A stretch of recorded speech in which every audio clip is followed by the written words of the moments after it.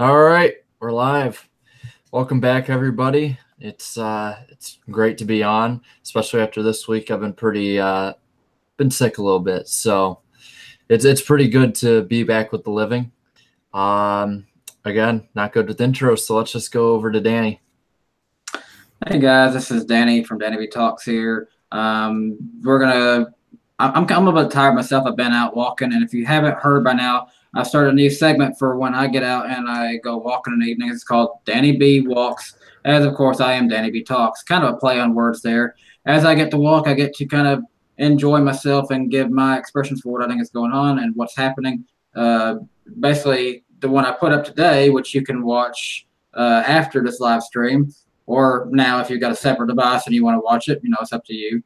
I talk about what happened with Spencer Gallagher, which we're probably going to get into later in this stream, and just a few other things. So feel free to go on over to my channel, subscribe, and watch some of my videos that I've got on my channel. I do all kinds of different videos. So now I'm going to toss it over to Eric. How's it going, everybody? Eric here. Not a lot of new things going on my home front. Still doing videos every day. Got a new episode. I'll be talking about my Dover predictions. I'll probably give my Dover predictions at some point in this stream tonight, so you guys can get a little early access to that. But I'll be uploading a full video on that tomorrow. And I'm excited to see what we got to talk about. We're talking about Talladega, talk about Spencer Gallagher, other stuff, and I'm ready to rock and roll. Let's do it. All right, and with that, we'll do something in the spirit of Talladega. We need to talk about our commercials really quick, our sponsors. So this weekly NASCAR live stream is brought to you by Cabbage Merchant Cabbage, the best cabbages in all the Earth Kingdom. If you're going to buy cabbages, why not purchase cabbage from the surprisingly knowledgeable merchant of cabbage, the Cabbage Merchant, now totally free of cabbage slugs, only in the Earth Kingdom. Cabbage Merchant's Cabbage. New location cards opening in the Fire Nation. All right. What do we got today with NASCAR? Goodness, man, these commercials they follow you no matter where you go. I feel like I still hear commercials for COPD echoing in my ears. Do you or someone you know have COPD? Guys, when you have COPD, it's hard to breathe. I've got something very important that I just want to get off my chest here. I love Gatorade with my heart and soul. I thought you were going to say COPD because it makes it hard to breathe. Just gotta get that. You're gonna make me choke on the Gatorade because I was just doing it as a joke. Yeah, sorry. Then it will be hard to breathe. Then I'm actually having a few breathing problems tonight anyway. Breathing is tough. Breathing is hard, Tyler Johnson. It is. But the show must go on. And with that, I think we should. You want to just roll right on into the Talladega stuff? Yeah, let's do it. What are we starting about? Do we want to start at the beginning? Do we start at the end? What are we gonna do? Oh, hey, what's up, guys? Hey, shut up. We weren't expecting him. Perfect timing. Yeah. Hey, sorry, Iceberg. I just saw your email. I've been studying for finals literally all of yesterday, man. So I just started. So, what's up, guys? Hey. So we were just going over before you got here about how there was so many commercials, which in a way is good because it shows that the broadcast of our favorite sport is getting funded very well, but at the same time, it's a little bit excessive. Man, it is. How many? I think we missed, 2 wrecks or something like that? I think we missed one. Yeah, we missed at least 1 wreck, and we missed, I believe, a ton of passes for the lead. And he made a good point that when Bubba Wallace took the lead and stuff, like when they came back from commercials, they said he took the lead, and I was waiting for a replay, but they were like, they made it sound like the greatest move ever. They're like, oh, he used the lap car to screw Alex Bowman out of the lead, like it was great. And I'm like, yeah, it's like, hey, he took the lead. It was the greatest move ever. But anyways, we're gonna. So. I actually haven't seen the move. To be like, I'm not even joking. I still haven't. I haven't seen it either. I haven't seen it either.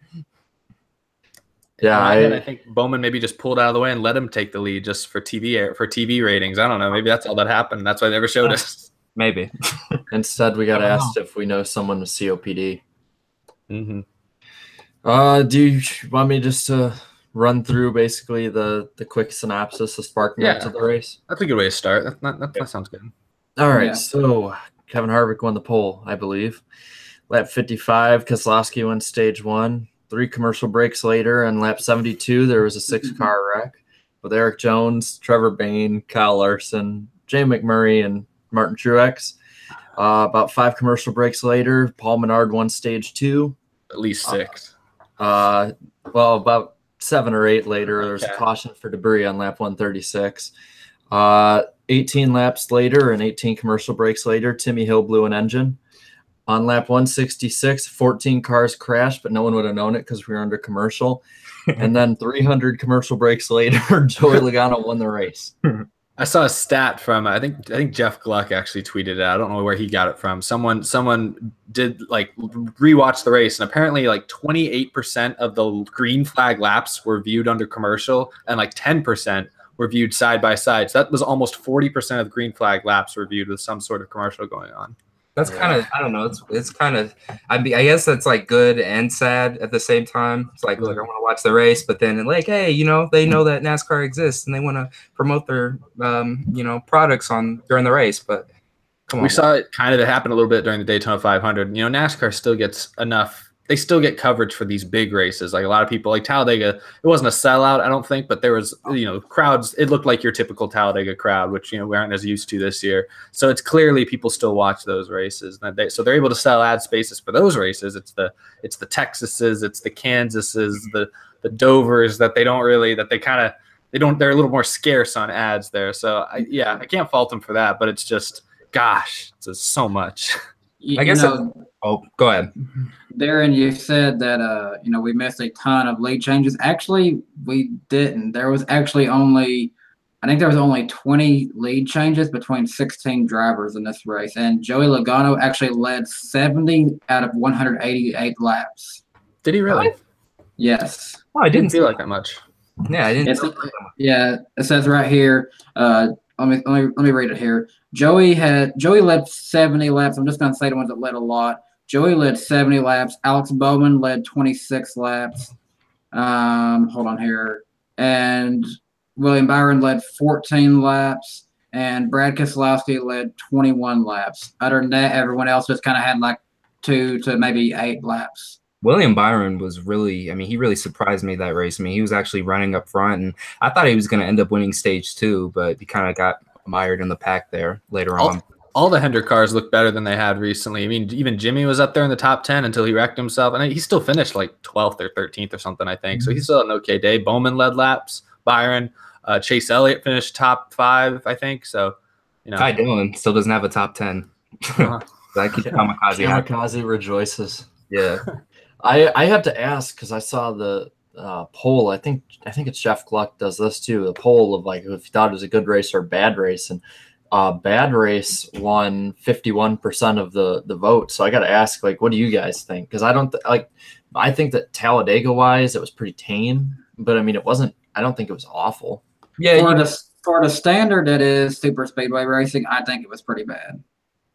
I think that was swayed by the TV broadcast itself. I think if people had seen the race in its the normal way or how it typically would be, I think that number, it still wasn't super. It still wasn't as a great Talladega race. It was an average Talladega race, which is still an above average race, I thought. But I thought stage 1 sucked. I thought the last 10 or 15 laps were really frustrating. But the other 100 or so laps in the middle of the race, I thought were as good as Talladega can usually be. Yeah, I fact check this really quick. Kid from Georgia said Bubba led some more laps and that Jimmy has yet to lead a lap this year. I want to fact check that. Really? But no. Let me look that up. I know he's led. Led 1 lap all year. I'm pretty sure Johnson's led a little bit. He has to have. I will walk out of this room if Jimmie Johnson has not led a lap. I'm looking on Racing Reference right now. I'll see if I can beat you there. Didn't Jimmy even like lead a little bit at Bristol? Might have. I know he was up front during the race. Oh my God. It's true. There you go. It is. Hey, wow. I didn't know that. Wow. Man, if you would have told me Jimmie Johnson was not going to lead a lap in the first 10 races, I would have said you were crazy. I mean, not even 1 lap led. That's insane. But he's been struggling. Eric really has left. Yeah, he walked out. And this year, and you look at laps led the last let's see, from 2015 on. 2015, he led, because every year from 2007 to 2014, he led 1,100 laps or more. With 2009, he led over 2,000. But after that, he's led 558 in 2015, 737 in 2016, and then 217 last year. And geez, he's got 0 this year. This year's his. This really is his worst year ever. Yeah, he has his worst average start was last year, 16.9. Right now, he's 3 spots lower in that department. His worst average finish was last year, 16.8. He's 17.1 this year so far. He's been racing at the finish of 8 races of 10, and only finished on the lead lap of half of those races. Well, good things must come to an end. Well, you know, this weekend at Dover is going to make a year since his last win, I think. Longest winless streak. That's insane. I didn't know that. His longest winless streak of his career. Yeah, I made a video today where I talked about a lot about Jimmie Johnson. For this, I'll upload tomorrow. It's about Dover, and I talked about, you know, he's been great at Dover, but you know, he's had the worst year-long stretch of his career. I didn't even realize he hadn't led a lap this year. I want to go back and re-record some of that because goodness, I think never mind. I'll save it for later. If he doesn't bounce back at Dover, you can chalk this up to being like this could be a lost season, because I mean, he's always been good at Bristol, but it's always Dover and Martinsville are sort of the litmus test of how good his team is. Yeah. And he wasn't, you know, especially setting the world on fire at Martinsville. And so if he's off, I think Jimmie Johnson fans need to be really, really worried. Yeah, I was really concerned after the Martinsville race. I mean, he wasn't even in the top 5, I don't think, once. And he finished in the top 10, right? Or outside the top 10? I thought he finished like around 10th or so. I can't remember. But I mean, it's Martinsville, though. You expect him to be up in at least maybe the top 3, at least the top 3. So, I mean, he was barely running inside the top 10, too. It's just, but you know what? I will say this. I won't be surprised if they are able to turn their season around at Dover. I mean, because all you need is a win to get in the pace. And then once you get a win, your season is pretty much saved. So, I mean, if anyone can, it's Jimmie Johnson and Chad Canals. I like what incarnation, you know, comment here. It says, it's weird how all of us have led the same amount of laps as Jimmie this year. Yeah. I don't know if I'd say this is a lost season for Jimmie, even if he doesn't do that well at Dover, because I think he's 14th in points. And if he can just make his way into the playoffs, you know, he's got, you know, that 10-race schedule, the way the round-by-round format. Last year, he had no business making it to the round of 8, and he did. And so it's like, you know, the crazy thing's going to happen, I guess, is my point. I think a big thing is that, like, I think Truex proved it the most last year is how important these bonus points are. Yeah. And he's not even been in contention for them. Yeah, I got a feeling like here in the next few weeks we're probably gonna start to see Truex get back to a little bit. He's already got 1 win this season, of course, but I have a feeling probably in the next little bit we'll start to see him up there a little bit more again.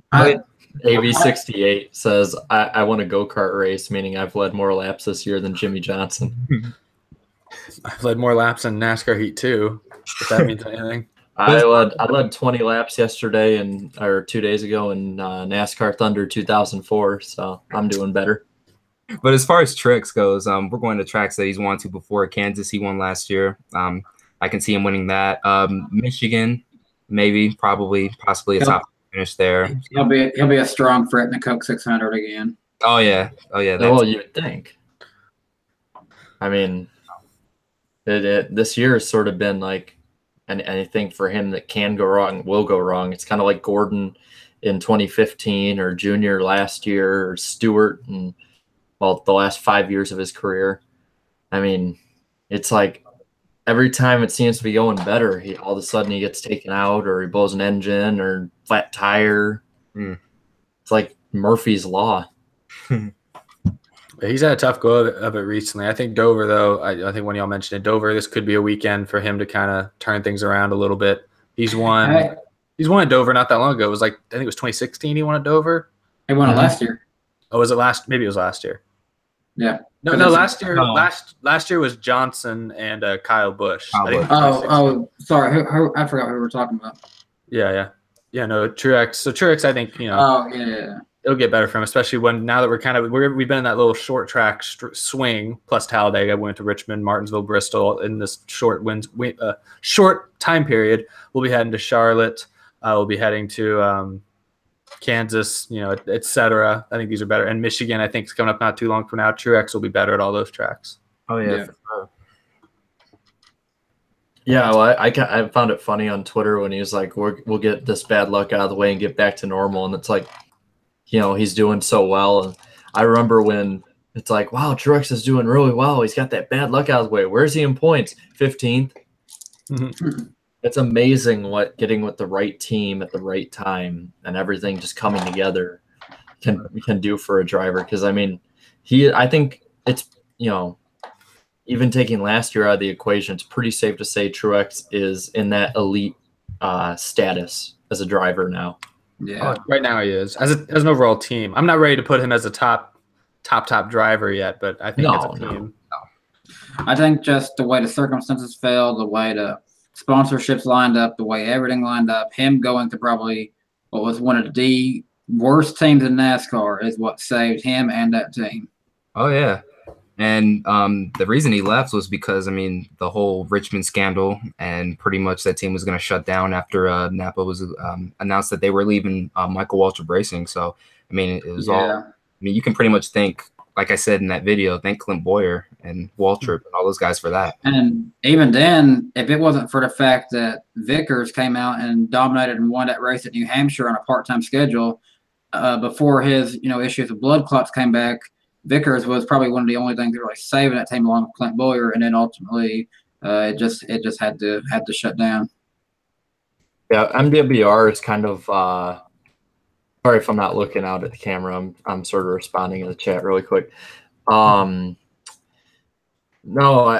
MWR is sort of the complete opposite of Furniture Row, whereas like everything came perfectly together for Furniture Row and Truex. It's like everything. It was like a tornado came through and everything went completely wrong for MWR between, you know, I mean, you can even go back to 2012 with Boyer.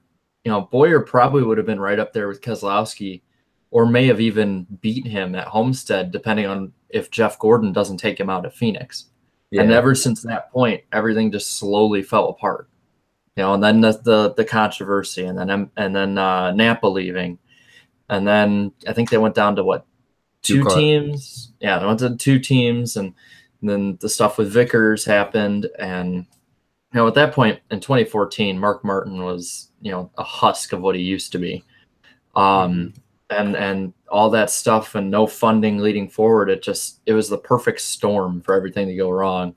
So I think it's kind of funny that sort of mirroring, I guess you could say, between MWR and Furniture Row, because Furniture Row pretty much replaced MWR when it came to the Toyota camp in terms of relevancy too. Yeah. Well, I mean, you have to remember it was all Michael Waltrip's fault, and basically that whole management. I mean, I still say to this day, if they would have not been involved in the whole Richmond controversy, they probably might still be on the track. Now, obviously not as competitive as the top teams are and stuff, but they would probably still be consistent, would probably have at least one chase car in the field in the chase every year, you know, that sort of thing. But I mean, as far as like them winning championships and stuff, like, no, but they would be consistent though. They'd be at least like where RCR is kind of today. Yeah, right. Yeah.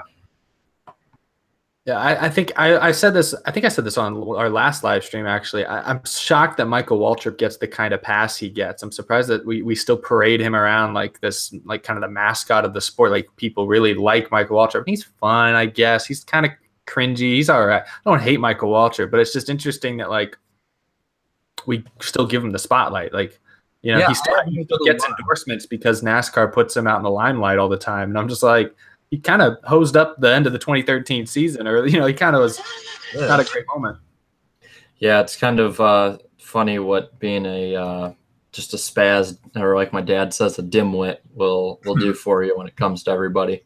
Part of me wonders, I wonder how much of it is his brother, is the fact that Darrell Waltrip's so well liked in this sport and has such power. Michael Waltrip's just surviving off of his name, to be honest. I don't know, because like I did a video like 2 years ago, and I hate it. It's like my least favorite video, but it's the The one with like Buzz Lightyear is the Bullshit. thumbnail. Yeah, bullshit everywhere. Yeah, I know. I hate that video. I hate that video, but I guess I talked about the wall trips in it. Yeah, you did. And I get hate comments like almost on a daily basis of Michael Waltrip's my favorite person or DW is the best person. It's like, no, they're not. What? That's a weird. Yeah, it's like I've gone at there's a point where like I'm like, listen, this is too many. Just delete everything, every update I get on it. But it's like, good Lord. And I've noticed Danny's gone. I mean, yeah, where'd he go? I think it looks like he muted himself. Maybe he had a phone call. Yeah, probably. Yeah. I don't know. But as far as the wall trips go, I mean, a lot of people, I think some fans still tend to forget at times that, Darrell Waltrip was an amazing Cup Series driver. I mean, 80 wins, his Bristol dominance, 3-time champion. What was his nickname? Jaws? Because, basically was Kyle Busch before Kyle Busch. So, I mean, but if you take away all the, his, time at Fox and all that stuff, then we would remember that. But, I talked to some fans about, the whole broadcasting and stuff, because I am thinking about, I'm putting a little video together talking about where I'm going to talk about NASCAR media. And I don't know, they're just annoyed of the wall trips pretty much. I mean, I can live with them, but I don't know, some they just despise them.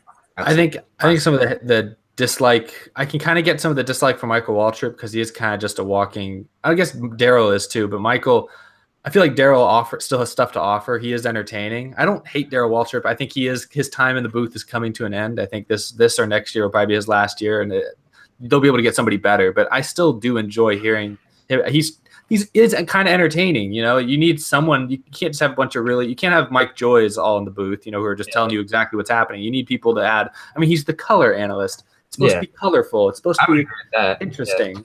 Yeah. I don't know. Michael Waltrip is just straight up annoying, though. He's just I think most people can agree with that. Well, and the thing I've noticed with Darrell, especially the last 2 or 3 years, is like Darrell actually has problems speaking now. Like I don't know if it's like too many concussions but it's like he's kind of like how I am a lot, where he'll just stumble over words and stuff. And it's fine for some nobody on YouTube to do that. But when you're broadcasting in front of millions of people, I mean, could it just be because of his age? I mean, I think it could. Pretty old though. This is gonna become like a new trend that we just every time we go and look up somebody's age. I think we've done this now the last 4 or 5 streams. Wait, are you looking up Darrell's age? Yep. It's like 72, I think. Wow. 71. Right. That's close. He looks older. He's not dyeing his hair this year. Yeah. He looks like a Baptist minister, honestly. He's got that like Queen of Hearts hair kind of thing going. I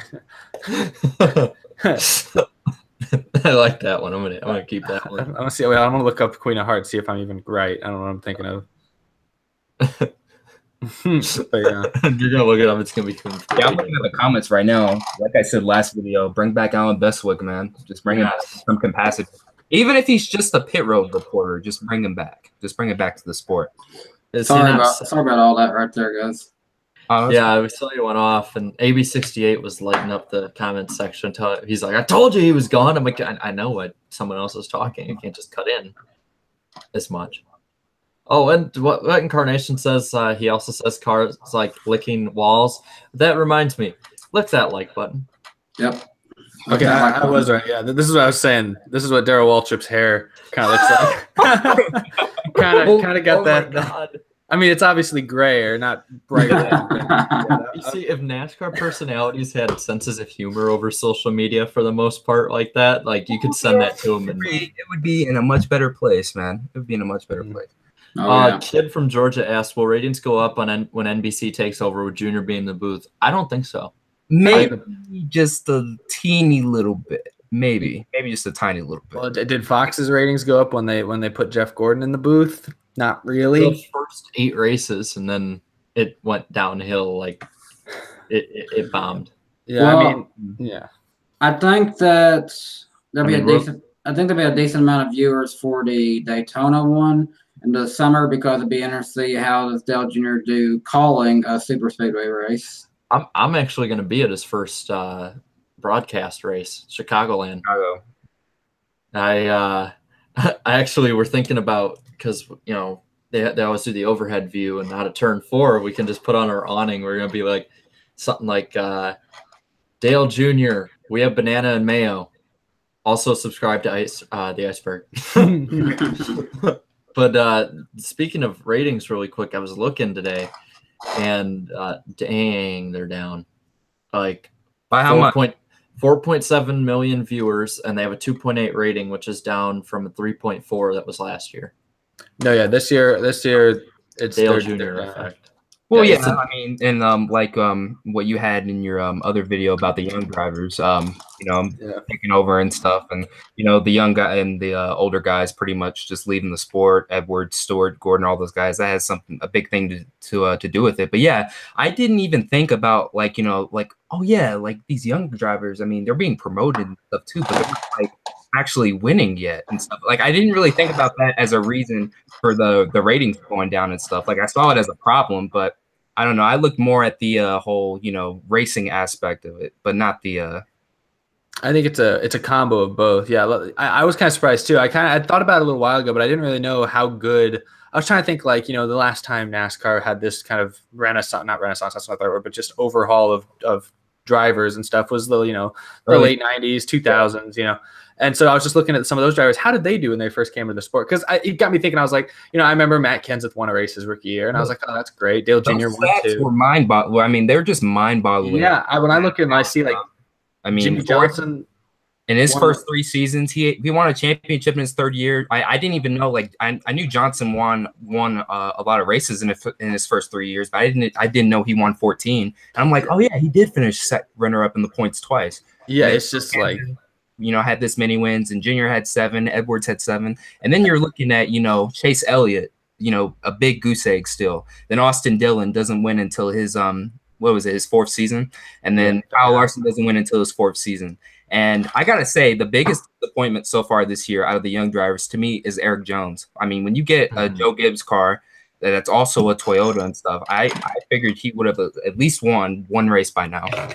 I didn't know if he'd win a race by now. I thought he'd win 1, maybe 2 races this whole year. I was starting to get more encouraged. He had a streak where he had 3 or 4 top 10 or top 11s, and he led a lot of laps at Texas. And I was like, okay, he's getting there. And then since Texas, I think I don't remember where he finished some of these last races. I know he obviously caused a wreck at Talladega.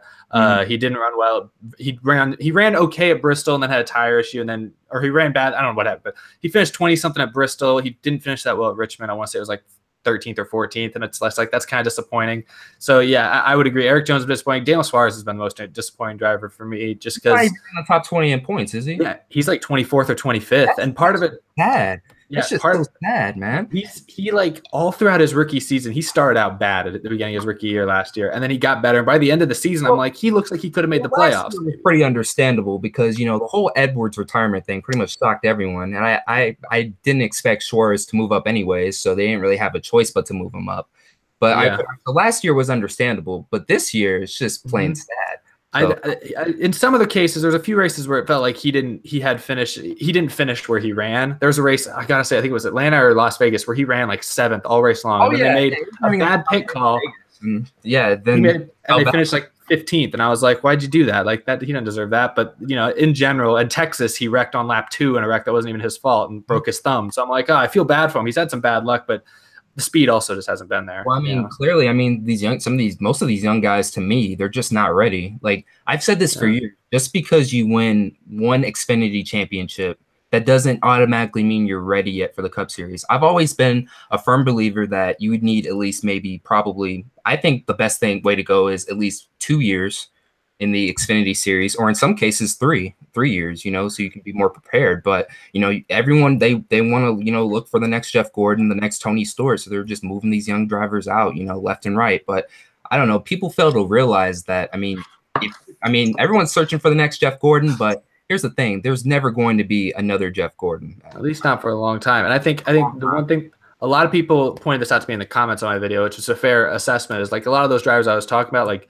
Johnson, Kenseth Jr., they were coming to the Cup Series in their mid to late 20s for the most part, versus nowadays, William Byron's like 20, Chase Elliott was like 19 or something. I don't know how old Chase was. Some of these they're all in their low 20s. Suarez is considered an old driver, and he's 26 or something. So yeah, it's like, you know, I think they looked at maybe the Busch brothers' success, because I think Kurt and Kyle, I know Kyle Busch came into the Cup Series when he was like 20 years old. And Kurt Busch, I believe, came in around the same age. I think they looked at those guys too, and they're like, you know, like, oh, you know, we can give young drivers Cup Series rides and they can immediately succeed. But I mean, those are the Busch brothers. I mean, you can't just give every, you know, 20-year-old, you know, a Cup Series ride and stuff just because they're doing okay or all right in the Xfinity Series and stuff. So, I mean, I got the points right here if you want me to just list it off really quick. yeah. Okay, so Kyle Busch and Harvick still have 3 wins. So they're up there. Then Logano, Boyer, Truex, and Dillon have 1 win. So that already means 6 of the 16 spots are decided, given that there's not a disaster or anything. Who was that one young gun so far that's won a race, technically? Austin Dillon? Dillon, yeah. Yeah. No, let's see. Kurt Busch, and I'm doing math on the fly when it comes to how far ahead or below they are, so I might be a little off. But Kurt Busch, 106 points to the good. Brad Keselowski's 8th. He's 103 to the good. Denny Hamlin's 9th, 100 to the good. 99 plus is Ryan Blaney in 10th. 66 up is Kyle Larson. Eric Almirola, 64 up. Go back down. 24 up, Alex Bowman. 20 to the good, Eric Jones in 14th. 16 to the good, Jimmie Johnson. As much as we ragged about how bad his year is, like we were saying earlier, he's still in the chase. And 3 up is Stenhouse. So 3 down is Newman. Wow. Yep. 3 down is Newman. But he wouldn't count right now because Austin Dillon is 17th. No, Stenhouse is 16th when you have all the winning drivers up at the top. Oh, okay. Never. Newman is 3 out. Elliott 8 out. Menard 11 out. 15 out is Byron in 20th. And then you got a little ways down points wise. Let's see what's 15. 29 down is 21st Suarez. 38 down Wallace. Let's see, 52 down McMurray. And as you keep going down, it's just worse and worse. AJ Allmendinger, David Reagan, Chris Buescher, Ty Dillon, D. Burrito, Casey Kane, and Trevor Bayne. Gosh, I just still feel so bad for Casey Kane right now. Yeah, I remember when Casey Kane was first coming up into the sport. I mean, he had all those second place finishes, and and he was just, I don't know, it looked like his career was just going to skyrocket from there. And then he won 6 races in 2006, and then pretty much after that, it's just been downhill ever since. I don't know. It's just I mean, he has like 18 wins, I think, but still, just kind of. I think it's like 15 or so. It's somewhere in that teen range. Like a lot of the drivers nowadays, they're in like that, like close to 10 or like teens range. And here's our boy Greg Galding in 33rd, Right where he belongs.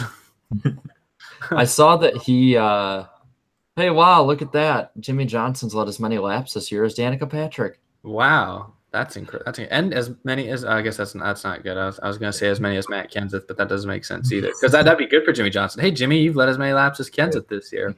If I would have said before the year, Matt Kenseth will lead the same amount of laps this far into the year as Jimmie Johnson, how much money do you think I'd make on that bet? You'd think we'd be like talking, oh, they're both like, like top 10 in points, right? Okay, they're both having pretty good years. Okay. Listen to this. Brendan Gaughan has led a lap this year. Oh, no, here's something even better. Oh, Justin Marks has led a lap this year. what? Wait, he raced this year? Oh, in the 500. That's how.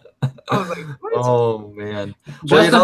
Justin Marks is in 43rd in the standings, and he does have a 1 in the laps led column. Oh, my gosh. That's funny as hell. So how many Babe Ruth quotes do you think that Jimmie Johnson will have for this? I want to hear somebody ask. I want someone to like go to Jimmie Johnson and read him all these numbers or read him all these like people that have led more laps. I want to see his reaction. He'll probably laugh it off, but that just have one of the guys. I feel like he would just give kind of like some kind of snide remark and be like, "Okay, but here's my career." See, he's gonna be like the pissed probably. off old man and like put on like at some point put on Twitter, shut the hell up about my year, Babe Ruth. Yeah, he wasn't recorded saying it, but I bet he fucking said it.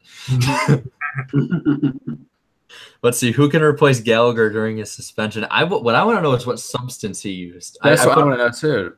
Like, yeah, I read the. I was shocked. First off, I was shocked when I woke up and I heard the little ESPN app on my phone. It says Galding, or no, not Galding. Gallagher suspended, indefinitely for drug. I'm like, that's never happened. Like, when has a driver in NASCAR history, after winning just not only their first career race, but just a race in general, then literally less than a week later they get suspended indefinitely? That's never happened ever. And here, I want to share screen. I put a tweet on earlier today, and I know you said before that you didn't have a Twitter, so I want to share this. Let's see, share screen. So that's what Gallagher on Saturday.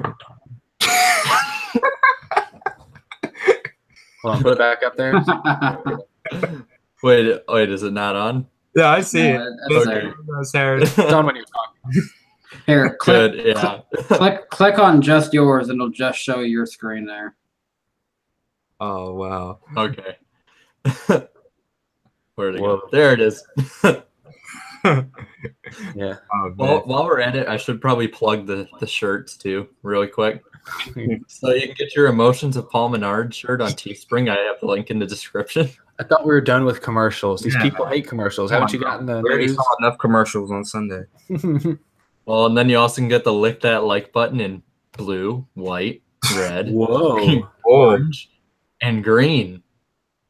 Where's my hot and you can pink? get Now you see, I would get one, but it's $21.99, so no thank you. Now if it was like you $5, can get a sticker for $6. nah, it's still too much. Let's see. Put a sticker on your car, or computer, or laptop, or Can I get put it on? Can I get a temporary tattoo? I'll mail or deliver it. Yeah. I'll do you one better. I'll get a full on the arm, lick that like button down the arm. Just kidding. I wasn't. Get 2 sleeves. Oh yeah. Also, I didn't know if you guys knew this, but it was announced. I was watching NASCAR Race Hub earlier. Johnny Sauter would be taking over his ride. I figured so. He's got the Allegiant Airline sponsorship, and he's already there in Dover, anyways. Yeah, I mean that's the sad situation at the moment right now, though. I mean, I was a little mad though, like when I was reading his whole interview thing and stuff, because he said, "Well, I'm not gonna say what substance I took," but like, well, that's when you know it was probably something that he shouldn't have taken. I mean, because because when if you guys don't remember when AJ Allmendinger got suspended and stuff, he did that interview. I think it was before the Watkins Glen race at with Marty Smith on ESPN. I mean, he was totally honest and upfront, because I think it wasn't anything like bad. I think it was some illegal some energy supplement or something like that turned out to be illegal and stuff, or banned from the league. And he was upfront and honest about it, and he hasn't gotten into trouble any since. But I don't know. My best guess is that probably after the win, he probably took something he probably wasn't supposed to take, and then get the drug test, or he probably ate a pop brownie or something. Probably something like that. It's probably something dumb. The Talladega infield, although I ain't really went that far from what I've heard, it can be kind of crazy there in the Talladega infield. So people have died there. Like there's people whose people have died in the infield before. Like when they've drank too much. Or I know one story from Chicagoland, I think it was in 2005, is a fan was trying to stand on top of a golf cart and surf on it, and they ended up hitting another one head on, and he flew. What the idiot! Oh my gosh! Only NASCAR fans, man. I know. Cue the Buzz Lightyear thing. It's not flying. I'm falling with style. I'm just imagining the start of the movie of Zombieland, where the woman isn't wearing seatbelts and she flies out forward. Oh, yeah. I'm just imagining that scene with like Metallica playing in the background. Oh man. Yeah, it's a rough situation though for Gallagher because you're right. It's kind of that high to like the highest of the highs to the lowest of lows, man. Yeah, there you go. I got you. Had a chase spot. I mean, you get your first win at Talladega, and not only that, it wasn't like some fluke win. He's been averaging a top 10 finish almost every race. Yeah, it wasn't a total last season. A total team turnaround. Well, it's not a turnaround anymore because I mean, you just basically threw away the season. And it's not like he's going to get a chase waiver or anything because it's for drugs or something like that. So no, they said indefinite. I don't remember, but Allmendinger was gone. What is happening? Allmendinger was gone for like a year plus, right? So I don't know that we might not hear from Spencer Gallagher. We may not hear from him ever again, to be completely honest. Well, he wasn't. I mean, he was released from his ride and stuff, but I mean, he was racing for James Finch in the next season on a part-time schedule. But yeah. Okay, Timmy fan 66 says I died in the Talladega. Can we get an I died in the Talladega infield shirt? I'll pay $29.99 for that. I might have to consider that. I'll consider that. I will. I'll say this. I don't know if y'all were new to this or not, but as long as GMS Racing will give him a ride, which I think they will based on what I'm about to say. Yeah, his dad owns the team. It depends on how mad his dad really is over this. No, come on. His dad owns the team. He's set for life, man. This isn't Richard Childress we're talking about. He might actually be strict. This could hurt their funding, though. You know, when your driver is forced out, sponsors aren't going to like that. You know. No. Allegiant Airlines. That's his dad. His dad owns that. They own that. Oh, I thought he just had connections with that sponsor. No. I didn't know that he owned it. Okay, never mind then. Was he the one that there was like a crash or something, and the guy was like, "Oh, it's all right. His daddy will just pay for him to be in the race next week or something like that, or his stepdad or something." There was like one of those drivers that I feel like I've heard that a lot the last few years. I feel like that can be said about almost every driver out there, though. Yeah. Or you know what? I think didn't Eric Almirola say that about Brian Scott? He said yeah, that's who it was. Yeah, it took me a while to remember that. Yeah, I think he said it after some crash at Fontana. I think it was like 2014, something like that. But yeah, he said it about Brian Scott. One tank says I'm going to the Coke Zero Sugar 400. Yeah, they renamed it that, but Daytona, the place for zero sugar. Well, like let's just think about that for a second. How wrong that is. It's gross. That's the most disgusting drink soda I've ever had in my life. What is Coke Zero? Yeah, it is just disgusting. It's awful. Oh my gosh! Like, it's not any worse than like Diet Coke for me, which I don't like either. Maybe I haven't had it in a while. I haven't had zero sugar. I don't know. Okay, well, I don't drink pop in general anymore, but when I did drink it, it was so horrible. Yeah. We were talking about crazy like Talladega stuff. There was a video on my phone that come out from a page called "Drunk People Doing Things," and it's from Talladega like this past weekend, and it shows a side of NASCAR that I don't really like. It's like the casual drunk like Alabama party boy come to the NASCAR race when like I feel like he has never watched any other race this season besides this, and he has no idea what's probably going on. Probably. Like, can you lock the screen on me for a second, Iceberg? Yeah, 1 second. There we go. All right, I'll see if we can get this where it can be seen. All right, is everyone good? Is everyone good with it, or is it's just other? No, I mean, right? Can everyone see Danny? Yeah, I can see him. Okay, good. Yeah, but you can't see what's on my phone. It's just bright white. No, I can see now. I can see. I can see clearly now. The redneck's on. Oh my gosh! Seriously, it was just there. Just slowly like. How about this? Do you have is there a picture of it online? Can you just like go on and screen share yourself? And then, I want to shout out right here, probably the worst comment I've seen in our chat ever. Tag Nation, you win for the worst decision I've ever seen in a comment section. See, that's how NASCAR started, so I don't think that's gonna work. I'm just going to ignore the video because I got nothing to do right. No, that's never gonna happen. Tag Nation. See they tried that like on a countrywide scale and it didn't work. Disney World started serving alcohol. They can't even keep it out of a little kids' amusement park. Yeah. See how drunk you are, motherfucker. Yeah, well, I mean, back in the day, they used to give like heroin to kids, so When? They used I didn't know that. like in the 1900s, they give like heroin to kids, and they The like olden days. oh, and then it's like the magic medicine that makes your kids go to sleep with fucking chloroform. Oh So my- I mean, That's terrible. shit was real 100 years ago. I bet. I don't mean to call you out, Tag Nation. I apologize. Well, no, but it's okay. See, I just imagine a scene from Jurassic Park 3 where Dr. Grant's like, that is one of the worst ideas in the history of long bad ideas. I like this comment too from One Tank. An office chair was in the Talladega parking lot. Did you guys know that? An office chair. There was an office chair in the Talladega parking lot. I don't know how it got there, but there was. Well, you there. go down Talladega Boulevard. There's like actual strippers in there too, and everything. Like that place is a country of its own. But I'm confused about the office chair. I'm just confused as to why that's noteworthy. But it's okay, Tank. If it is noteworthy, I appreciate you bringing it to our attention. People in Tag Chicago. Go ahead. Tag Nation says, I am watching David land, but you're also watching us? What? Oh, he's not happy. Multitasking. Pass it on. Oh, I want to hear. Let's hear the drama. What drama?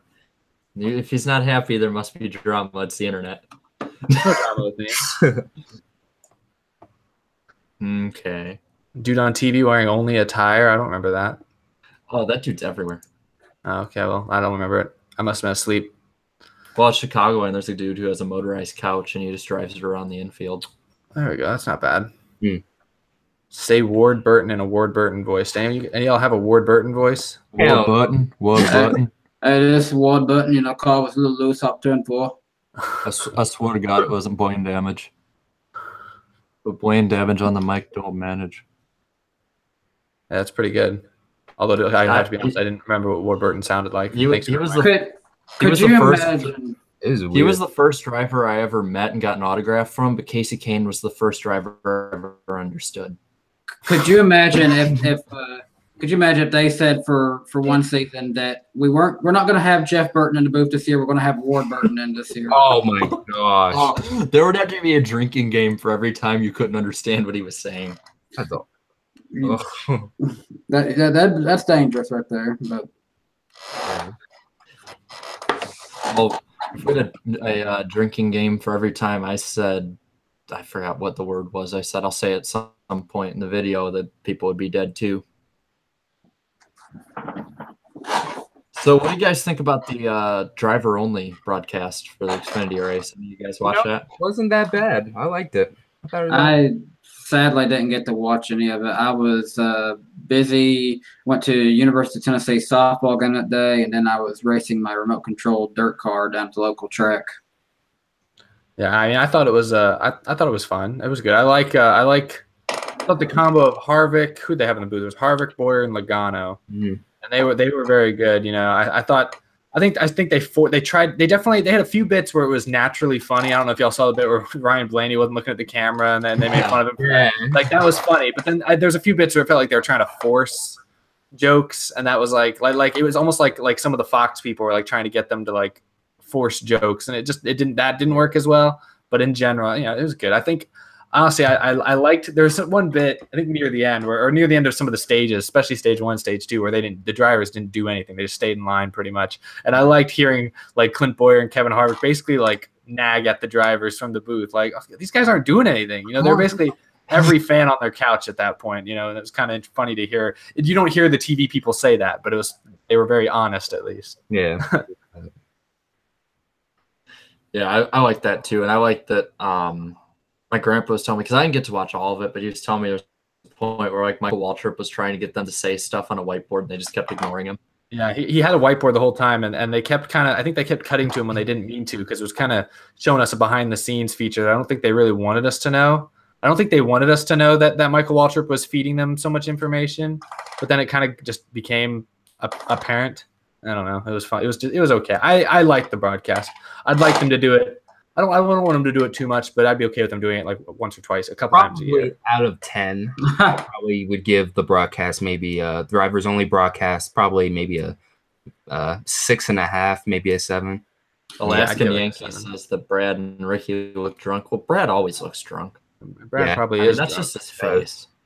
Somebody above him said NASCAR YouTubers as Fox commentators. Gosh, could you imagine us trying to commentate? You imagine Kamikaze in the booth? Holy crap! I'd be kicked off. I'd cuss too much. I would love it. Here would be Kamikaze. Dang it, Ty Dillon and Austin Dillon wreck already. You probably have to go off the air because of too much swearing. They need the cuss button to be right there, easy to get to. That's you know why what we should do? You know what we should do? We should overdub a NASCAR race and just do our own commentating for like just find an old race from the early 2000s. I would love that. That's cool. Just have a bunch of us in there, and then it's like, oh, look at that. Shauna Robinson crashed again. In other news, the sky's blue. Ooh, like something like that. Yeah, just get complete assholes about it. Darian, have you done a video about Shauna Robinson? That seems like a good one for your channel. No, I haven't. Yeah. That's a good point. You know, the only female driver I've talked about so far in my videos is Natalie Decker, but I think she would be a great one for you to kind of examine. Oh yeah, but I'm not like everyone wants me to do Danica though. Like everyone keeps requesting that one, but you can't put a 3.5-year career in one video. Come on. Like that whole career is just one giant bust, one race after another. You know, Shauna Robinson actually had a. Robinson didn't have the equipment though. Like a small Dale Jr. too, because before a race, they interviewed him and he goes, "Yeah, Sean is in the field, so we might get a little distracted being behind her, but I think we'll do all right today." And then later that race, she ended up accidentally crashing him. Wait, which race was that? Texas, 2002. Oh wow. Yeah, it was like right before the cars, like one of the last few races. He had an open-faced helmet, so maybe it was 2001. But it's like, yeah, we all been looking, saw Shauna Robinson's in the field, so we might have a little bit of might be a little focused on something else, but being behind her. But I think we'll do okay today. Gets crashed by her like 200 laps later. So it must have been 2002. I never, of course, I never saw her race or anything, but I remember when I played NASCAR Thunder 2003, there she is, and she had two cars, both the white car and the black car. The white car and the black car, yep. Number 49 BAM Racing Dodge. I won a few races in her car. You're the only one that would win a race in her car then. Probably. Well, what else we got in the chat here? Let's see. Crocker forced out Mayfield and Blue Everett. I don't know if no, that's true. That's true. Well, I'm just thinking since they had an affair and were married now, blowing Evercam might be. Doesn't she have her own like radio show or something? She has her own. Yeah, she's on MRN.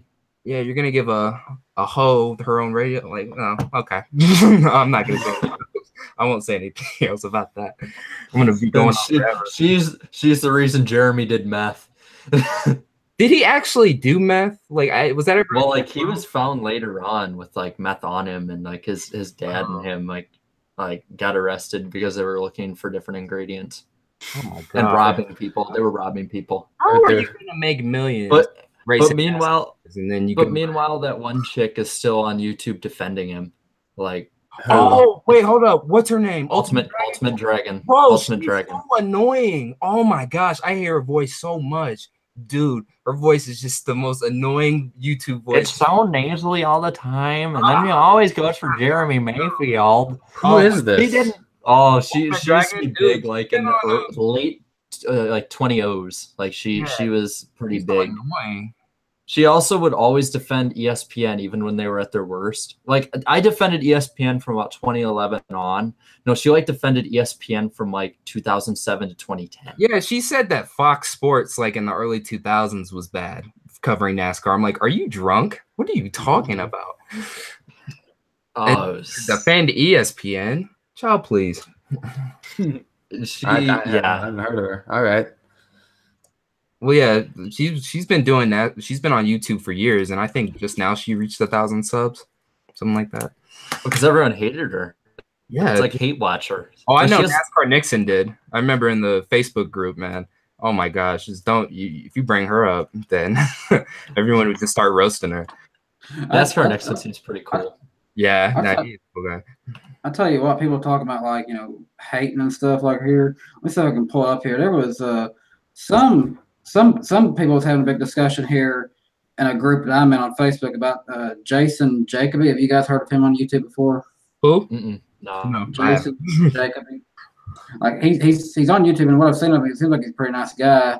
But I mean, people have criticized that he doesn't use his money well, and I don't know, that could be argued because it sounds like he's having a kid soon, and he's like, I think they said like he's in his 20s, and the girl who's having his kid is like 18 or something like that, or borderline on the age, and he doesn't race in real life, but he has a full fire suit with like dominoes on it because I think he was working at Domino's. I mean, he has like practically a whole like race car full simulator in his bedroom. Oh, you know what? Yeah, I know who you're talking about. He seems like a good guy, but I think what rubs people the wrong way is like how it seems like he's not being smart with some things. I don't know. I'd never heard of him. I just looked him up, and I see what you're talking about. I don't know anything about him. Tyler Johnson's been putting in the chat that Kamikaze actually called snowmobile races before. I need to check that out. Because honestly, like other than the rage videos, I'll watch Kamikaze's content, especially the game reviews. Like, you know, I think I watch some of those little NASCAR racing series he does. I mean, I want to go and clarify. I got nothing against Jason Jacoby. I was just bringing up like I've been reading stuff about people saying stuff about him, and it's like, you know, that's a lot of hate out there for someone that people don't even know. Yeah, I mean, doesn't sound. I mean, sounds like a good guy, like you said. I mean, what is he? I mean, I never really heard of him, anyways. But I don't know. People just hate on others for no good reason, anyway. I've paid like really until the last probably 6 months. I've paid little to no attention to NASCAR YouTubers because I don't watch very many up until really the last 6 months. And so I'm like, a lot of these people, like these people you're naming, I'm like, I'm so lost. I'll screen share it real quick. This is, if I can get it show up here, this is his full racing cockpit he's got. How much did that cost? That must probably way more than you can make working at Domino's like he was. So he made that off of YouTube, or? I don't know. Huh. Or parents' money or something? Man. I mean, yeah, I mean, I don't know how old. When I was looking, I don't know how old he is. He looks like he's maybe mid-20s. I don't know. Someone said he was 26 and his baby mama's 19. Damn. I mean, I don't know. I'm not going to judge people's lives because I got plenty of problems. Like, same here. Yeah. And anyone in the chat who might like want to go spam, like, don't do that. That's not cool. If you're going to spam anyone, like, at least talk to someone who's, hey, you should check out this channel and go on with them. No crap. Yeah. Don't get me wrong. I've seen the video of his NASCAR room, and I'm honestly pretty jealous, but I wouldn't want to go spend that much money on NASCAR room. I've got enough as it is. Yeah. I'm broke anyway, so I wish I had money I can spend that much money on that stuff, but Hey, Danny, did you send the link to Rusty? Correct, no. Yeah, that might be why he didn't jump on. I'm not like, we're not following each other. I'm following him, but he's not following me on Twitter. He's probably sitting there like, help. I feel like did he come into the chat? Friend. Okay. He came into the chat like right at the start. Oh, he actually came in the chat before the thing started. Right, well, we did say it would be about an hour in. I just sent it to him. Sorry, Rusty. Can you tell we're professional? Right. Nah. That's going into the blooper reels. Spam Logan Paul. Logan Paul does a good enough job spamming himself. We need to keep him out of this. What a douchebag. Don't even talk about that guy. If Logan Paul actually wanted to come on our podcast, I'd be cool. Oh, we would have let him. That's my point is, if he's gonna even associate with someone like us, you know. Yeah, well, it's like I'd even have that girl on that got in trouble for wearing her prom dress. I'd have her on just because it's like she has the attention right now. Like, while I'm not here specifically just for views and subs, it's like it would be a great boost. It'd be just a fun experiment. I'm rather curious why don't I go for it? I'm rather curious what Logan Paul would be like if he went to a NASCAR race, to be honest. He'd probably be like the one person. He'd be that guy in that video you were trying to show us, Danny. And I haven't even seen the video. I can just guess. He probably would be No. like, "This is boring. NASCAR's not a sport." If we were lucky, he'd be the guy who died at Chicagoland. Ooh. Damn. And that just got the video deleted. Yeah. I don't know. YouTube's not protecting Jake Paul. Oh yeah, come on. Yeah, I mean the Pauls of you've seen some of the stuff they did. They ran over. Yeah, Logan Paul finds dead body in Talladega infield. Okay, now that is a shirt right there. Okay, I'm writing it down. We're just gonna write like stuff for the Talladega infield, and then they'll like 9 months from now or whenever the next Talladega race is, Talladega is just gonna pop up with all these different things and be like, that was me. Okay, so what was it? Logan Paul finds dead body in Talladega infield. Yeah, guys, in 1 minute we will have the famous Rusty Walrus over here. Oh my I'm God! sorry, I don't know who that is. Sorry, guys. I know he's just a person. Okay. Just a person. No, actually, he's actual walrus. He has 939 million subscribers. Yeah. So you kind of just let him come in and do his thing and hope he lets you live at the end. Yeah, we'll see. Yeah, He's actually one of the lizard people that Alex Jones talked about.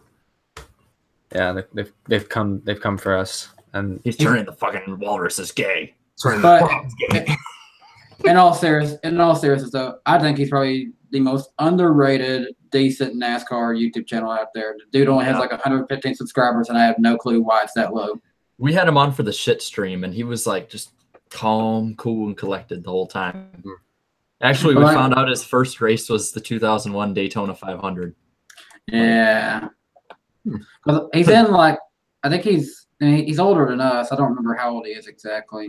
Okay, I'm gonna add what Timmy Hill fan put, not the whole thing. He put Logan Paul title. We found a drunk NASCAR fan, and he was dead, not clickbait. So how about Logan Paul finds dead body in Talladega infield, and then in all caps, not clickbait. No, but not clickbait on the back of the shirt. Yeah. Okay. Now you guys have to buy it. Last time, like in the chat, you guys keep saying, "Oh, I'll buy this and buy that," and I can keep track of that. Oh, am I? There he is. There's the walrus. What's up? I gotta ask, where did the name come from? Why Walrus? I get it's a play. Maybe it's a play on words with Rusty Wallace, but why Walrus specifically? I knew I was eventually going to get this question. My name is actually Russell, and so I go by Rusty. So that's where the Russ part comes from. And I guess the long story is like back in the day when like Xbox Live just came out and you got to pick a gamer tag. Like if you like, you can't give yourself your own nickname. So it's like I'd never really found like an identity through. When you see like the Blaze 420 at Bros, like you see all those. It took me until like I don't know, like 5, 6, 7 years ago to. I wish I remembered it because it's my Facebook name too. But I originally did a play on Royce the 5'9", the rapper, and I did Russ the 5'9" as like kind of a gamer tag. But then I eventually wanted to go more of a NASCAR route as opposed to a rap route. So I went kind of maybe a play on Rusty Wallace, and I don't know where the Walrus part came in. It just sticking with the Russ. I don't know. I don't know what to tell you. I like it. Rolls off the tongue though. Anyway, yeah. So welcome to the stream. We haven't really been talking about anything for the last 10 minutes. So. Get us on track. So we have covered a little bit of Talladega, but we really haven't talked a lot about Spencer Gallagher, have we? Only for like a few minutes, I think. We really use it to make jokes about other meth heads in NASCAR. Should I show Rusty my tweet? Oh, you can if you want. Yeah. See, that's I mean, we're really not taking it very seriously. I don't, I think at this point, people who are watching us prefer us to be as least serious as possible. I didn't realize how dark my room would get. Here it is.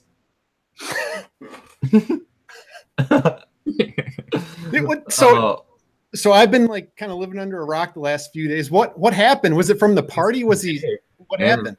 Well, I think what happened was I don't know. It was just announced today that he was suspended, but they're not. I mean, I'm assuming it's from the party, maybe, and then maybe the next day he got drug tested or something. But that's just my thing. If for that to work, it would have to be a random drug test. I don't know Spencer Gallagher. I really know nothing about him, but I don't think he's dumb enough to go do something stupid the day before a scheduled drug test. But it's probably maybe it was something random. Maybe like.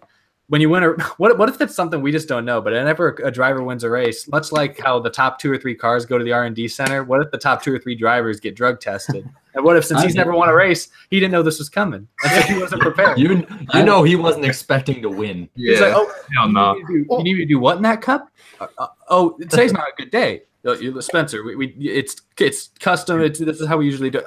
Sir, I'm not prepared for this. You know, I feel like that's how it went down. I mean, the idea when I snorted out of that hooker's ass.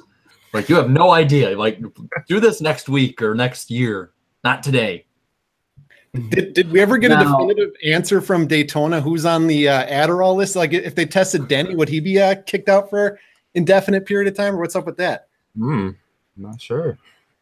Now, say that the thing is, like, NASCAR is the kind of thing where there probably isn't many sports enhancement drugs that can really help you too much. Now, if I see a driver who's like suddenly got arms like this and he's like on the steering wheel, you know, then I'm gonna be a little bit concerned.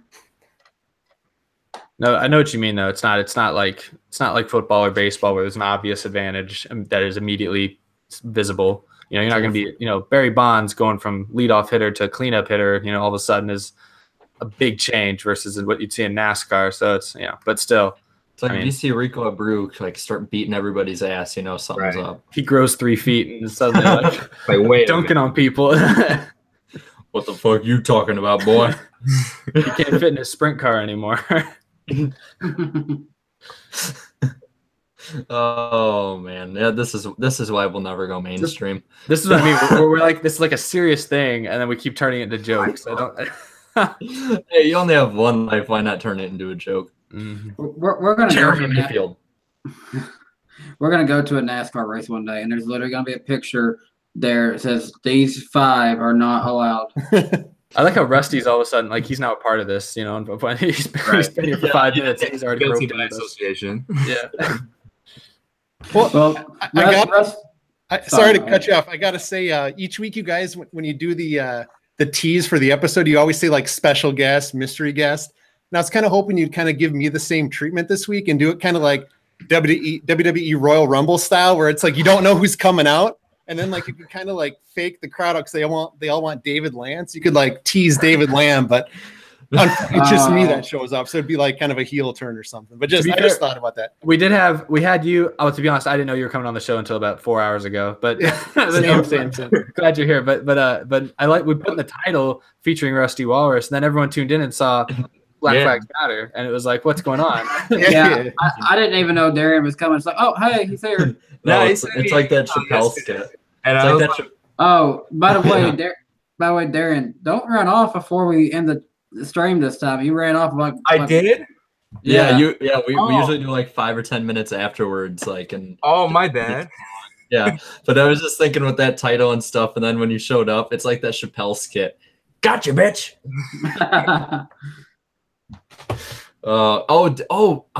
Before I forget, I talked about this in the chat earlier, that since Ryan Sieg has been moved into the Dash for Cash for Dover, that's huge for the Lombard guys. Yeah, like they're going to be in like a lot of spotlight with the Dash for Cash because they always focus on those guys. Wait, so I wouldn't be surprised.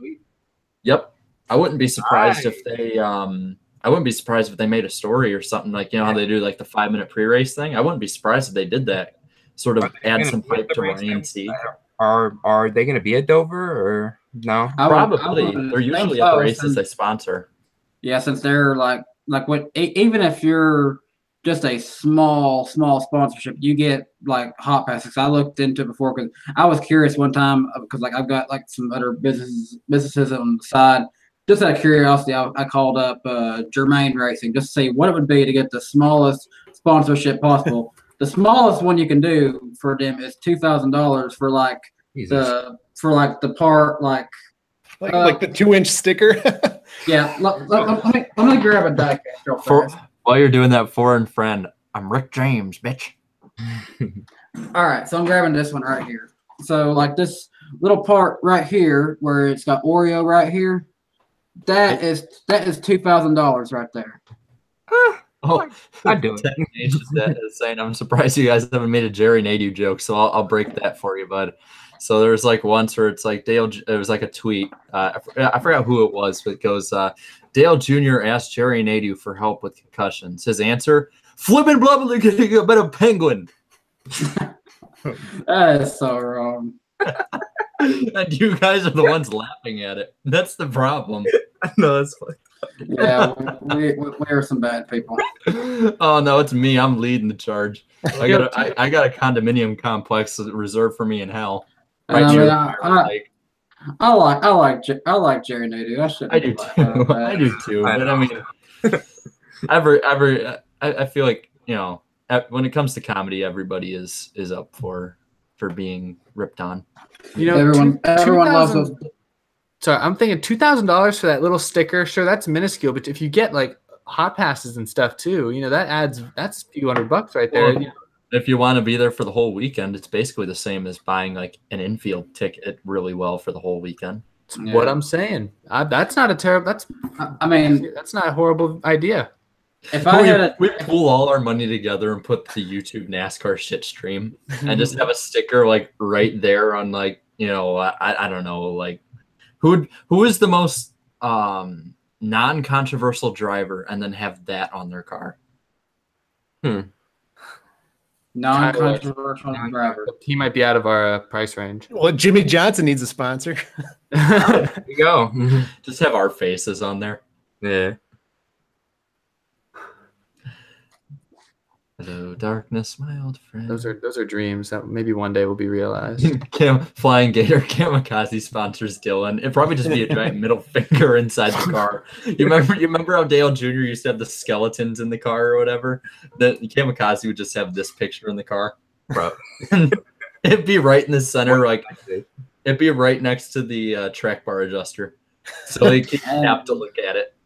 And there you had it streamed. Go back and screenshot that. Iceberg just flipped everybody off. That should be the thumbnail. Martin Truex Jr. gets high off 5-hour energy. Is that even possible? I could see it if you drank enough really fast. I heard that's a colon killer. Those are nasty too, man. I mean, I'm sure there's got to be side effects. I can't imagine it's not like eating an apple. I cannot drink a actual 5-hour energy because the taste is too much. The only time I had one, because I was going on a long trip and I needed like some energy, I took like a berry flavor, drank a little bit of a Powerade, mixed the two together, and that was the only way I could actually do it. See, I've never drank any sort of energy drink or anything in my life. Like I've never had a Monster, never had like a NOS, any of that stuff, or a 5-hour energy, anything like that. Back in the day when AMP was still sponsoring Dale Jr., we were on our way up to a Vikings game, and it was Vikings playing against Seattle. It was back when like Brett Favre was on the team, so it was a long time ago. It was the good year. But anyway, my dad had because we were going up on that Saturday or that Friday to go up there and then be there Saturday and Sunday, and my dad brought like a 4-pack of amps, you know, and he'd have one just so he could, you know, stay up and alert when we were going into Minneapolis. And he didn't realize that in the back seat, I drank 3 of them. And so there's 12-year-old me. He's like, "You all right? Not getting bored?" "No, I'm fine. I'm fine." We're really fast right now. Back when I was 12, they only sold balls. I don't know if they still do, but that's how old I am. They didn't sell energy drinks back in the day. So. Dude, my mom, when I was younger, she never let me or my little brother drink energy drinks. I don't know. I guess she saw like one story in our area. I guess some kids drunk a Monster or too many Monsters, and I guess they passed out, and one of them died. And she was like, "You want that to happen to you?" And I was being my young self. I was like, "No." So I was like, "No." Swagmaster 40 brings something really, really funny up. It's like, "Iceberg, there's kids watching." And this is just like modern television. Oh, well. It's like you can cuss, you know, you can show all this horrible stuff. I can flip everyone off. But God forbid energy drinks are like on TV. You missed. Ah, damn it. Wow. I'm sorry, but you're Your stream completely glitched during that entire spiel. I lost it until all of a sudden it came back with, ah, damn it. I'm being censored. Well, damn it. well, we can go ahead and tell you there are severe thunderstorms in his area. He said they were coming, and here they are. Yeah, actually, we do have like an outside chance of tornadoes. So if like all of a sudden my door opens and I hear tornado warning, I'll leave it on and hopefully the computer survives. I thought you meant like the door opens because like the wind is blowing over your house. Like yeah, okay. a witch will fly by the window and. So if you just see Iceberg fly out the window, just assume that he's went on to a better place. You know. You guys see like you guys finally got to go home to hell. He's fine. He'll be all right. No. Oh, and then really quick, if our power does go out here and so the Wi-Fi cuts out, you guys are basically on the 15-minute clock because after 15 minutes the stream ends. Like I learned that the hard way watching someone once. Is he went off stream and they had 15 minutes basically to get everything back on track or they were fucked. So we're playing risky tonight. Yeah. Yes. living dangerous. I like it. We're playing the weather game. We are just like NASCAR drivers. We're scared of the rain. Mm-hmm. It's like the little guy from Saw. He's like, "Do you want to play a game?" No, I want it to be like the one from one of the scary movies. It's behind your eye, damn it. Let's see. Flying Gator. This is gonna be on the video. Top tragedies caught on camera. Yeah. Am I famous now? So what did you? So dark behind me. Something's gonna grab me. What did you guys talk about before I got on? I wasn't able to tune in until I literally just plugged in the camera and jumped on. I did a commercial plug for the cabbage merchant from Avatar. I think we've talked about everything except NASCAR today. Let's be honest. That's typical, yeah. I mean, we talked a little bit about Talladega. We talked about Spencer Gallagher to some extent. We talked about Jimmie Johnson hasn't led a lap this season, but Justin Marks has. Brendan Gaughan has. Can you believe that? Yeah. Did you talk about Dale Jr.'s baby yet? Oh, no, we didn't. It's royalty. Come on. Isla Rose. Isla Rose. I think you got to say it exactly like that. You got to say Isla Rose. That sounds better than just Isla, in my opinion. And I think if she ever wants, obviously it's 20 years down the road, we can't predict it. If she ever wants to race like her dad, I could kind of see her going by Rose more instead of Isla Rose. Is it actually? She got an offer now already. They got an offer from Toyota Racing to put her in the driver development program. She wasn't even a day old, and they offered her that. You're joking, right? No, there's that's a joke. The guy it was a joke, but the guy put it on Twitter. He's like, "We have a spot open in the driver development program if you're willing." Does she go by? Is the name is Isla Rose the full name, or is Rose the middle name? Isla Rose is the first name. No, I thought it was just one full name. Yeah, Isla Rose Earnhardt is her full name. Isla's the first name. Rose is the middle name. Really quick, Flying Gator. The dead guy in the Talladega infield has led the same amount of laps this year as Jimmie Johnson. Actually, with the ambulance having to go a certain way, he might have led more laps. His ghost is running around the track. Let's see. For eternity. Kid from Georgia, Isla Rose, 2014 Cup champion after making last lap pass on Cash Boyer, Owen Larson, and Leo Gordon. And Carson Elledge quickly in fifth. Carson Elledge will have retired by then. Yeah. Well, no, like 2040, she'll be, because she's what, 16, 17 now? She'll be like 40 years old. Hopefully the sport's still around by then. God willing.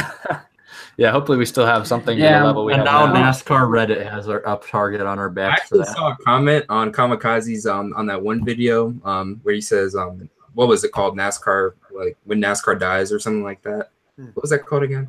I can't remember. Yeah, I mean, and the one of the comments on there said, one of the top comments said, "Well, at least we'll have ARCA." Oh no! Wait, what?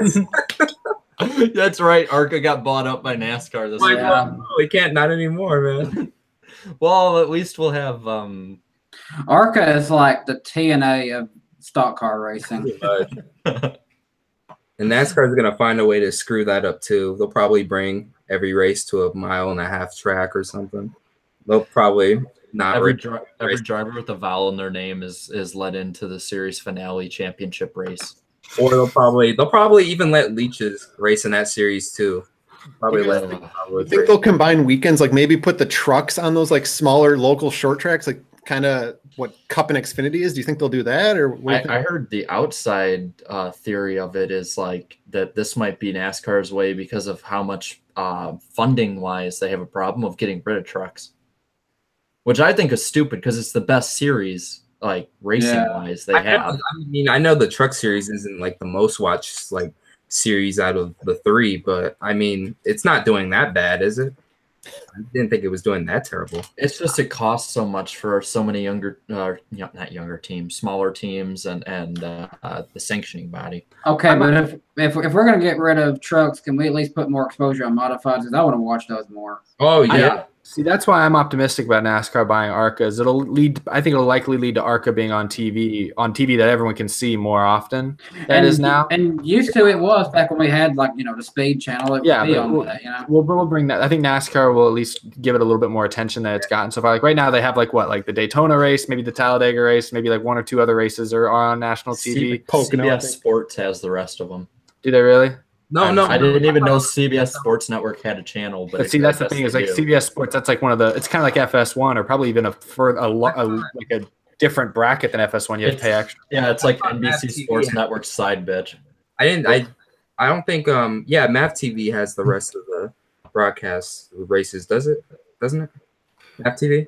I have no idea. All I know is that this will definitely lead to more public exposure for ARCA, and I'm convinced NASCAR isn't going to NASCAR it and put them on my big tracks. I don't think they're going to mess with it too much. I think they're going to keep it about how it is. I think they bought it because they see that it's successful, and I think they don't want to change that too much. They want to keep it different enough from what the Cup Series and Xfinity Series. Yeah, it's on MAV TV. Here's a question I have for Darian really quick. Real Radman had talked about this driver when we had him on, Haley Deegan. This person says Haley Deegan will be better than Natalie Decker. What do you think about those two? I mean, she's only 16 years old. She currently races in which one, the East or the West Series? I think it's the West. I'm not sure. I mean, from what I've saw, Kevin Harvick said that. I guess he raced against her in one of those K&N races, and he says that. I mean, from what he's seen, she has a lot of potential. I think I think she has way more potential than Natalie Decker does, though. Out of curiosity, how much different are the K&N cars to what the ARCA series has now? How much different are those? I don't think there's really that much of a difference. Here's a theory I have about it. I think the theory is they're going to turn ARCA into like the K&N, like they have K&N East, K&N West. That would be like the K&N Midwest series or something. Just have three of them across. Yeah. I mean, they get about the same TV exposure. I can see that. Yeah, Tyler Johnson, we know she's only a minor. That's why somebody asked a few streams ago, like, "Well, do you think Haley Deegan's hot?" And thank God I went on the spiel I went on. I'm like, look, she's only 16. I'm like, I was like, yeah, I don't know who she is. I don't care about the driver's looks. I just care about how talented she is. And I'm like, I saw her, and I'm like, this is a 16-year-old girl. She looks like she's in her 20s. Here's the thing with female drivers and Danica Patrick is big proof of this. Danica Patrick had a lot more potential before they started to sexualize her for the sponsors. Well, yeah, pretty much. She focused more on being a salesperson, salesperson, all that stuff. Danica Patrick is the reason why I think female drivers kind of like if they come into NASCAR or stock car racing, she's giving some female drivers like a bad name, as soon as they come in and stuff. I'm not saying that that Natalie Decker or Deegan they're gonna be the next Danica Patrick and stuff like that. But automatically now in NASCAR, when a female driver comes in, they're automatically gonna be compared to Danica Patrick, which I think is totally unfair. Because first off, Danica Patrick had no stock car experience before even joining the Sprint Cup Series. She was an open wheel race car driver, and she was only there for the money. Pretty much, they're here to race, man. That's why I didn't even mention, compare Danica to Natalie Decker. Like I never brought that up. Like there was this one guy, he was like, he commented, he was like, well, he's like, here's the difference. You know, Danica raced open wheel when she was coming up. Decker raced the stock cars, and I said, thank you. That's why I didn't compare the two. I don't know. I think that's just unfair. I think Danica, she did good things for the sport, you know, breaking barriers and all that type of stuff. But at the same time now, she's kind of created an air where it's now the next time a female driver comes in the Cup Series, there's going to be tons of skeptics. Because, you know, when Danica came in, it was all fanfare. Danica Patrick is here. Oh, my gosh, superstar, female, good in IndyCar. You know, that was going to work? Like, no, even when I was younger, like, when I first heard, oh, okay, Danica's going to be joining Junior Motorsports on a part-time basis. This was like, I think, 2010. I was like, well, why? I mean, it can only be for just money. I mean, she has no stock car experience, and now she's getting a top Xfinity ride, or at the time, Nationwide Series ride part-time. It makes no sense. Well, I think the money kept elevating her, but I think it was to get her exposure on the platform, because there's so much more views on NASCAR than IRL. So the money kept putting her up the ranks to get that exposure, thus more sponsorships, and make her brand as big as it is right now for her to step away and do whatever she wants. I think that was the plan.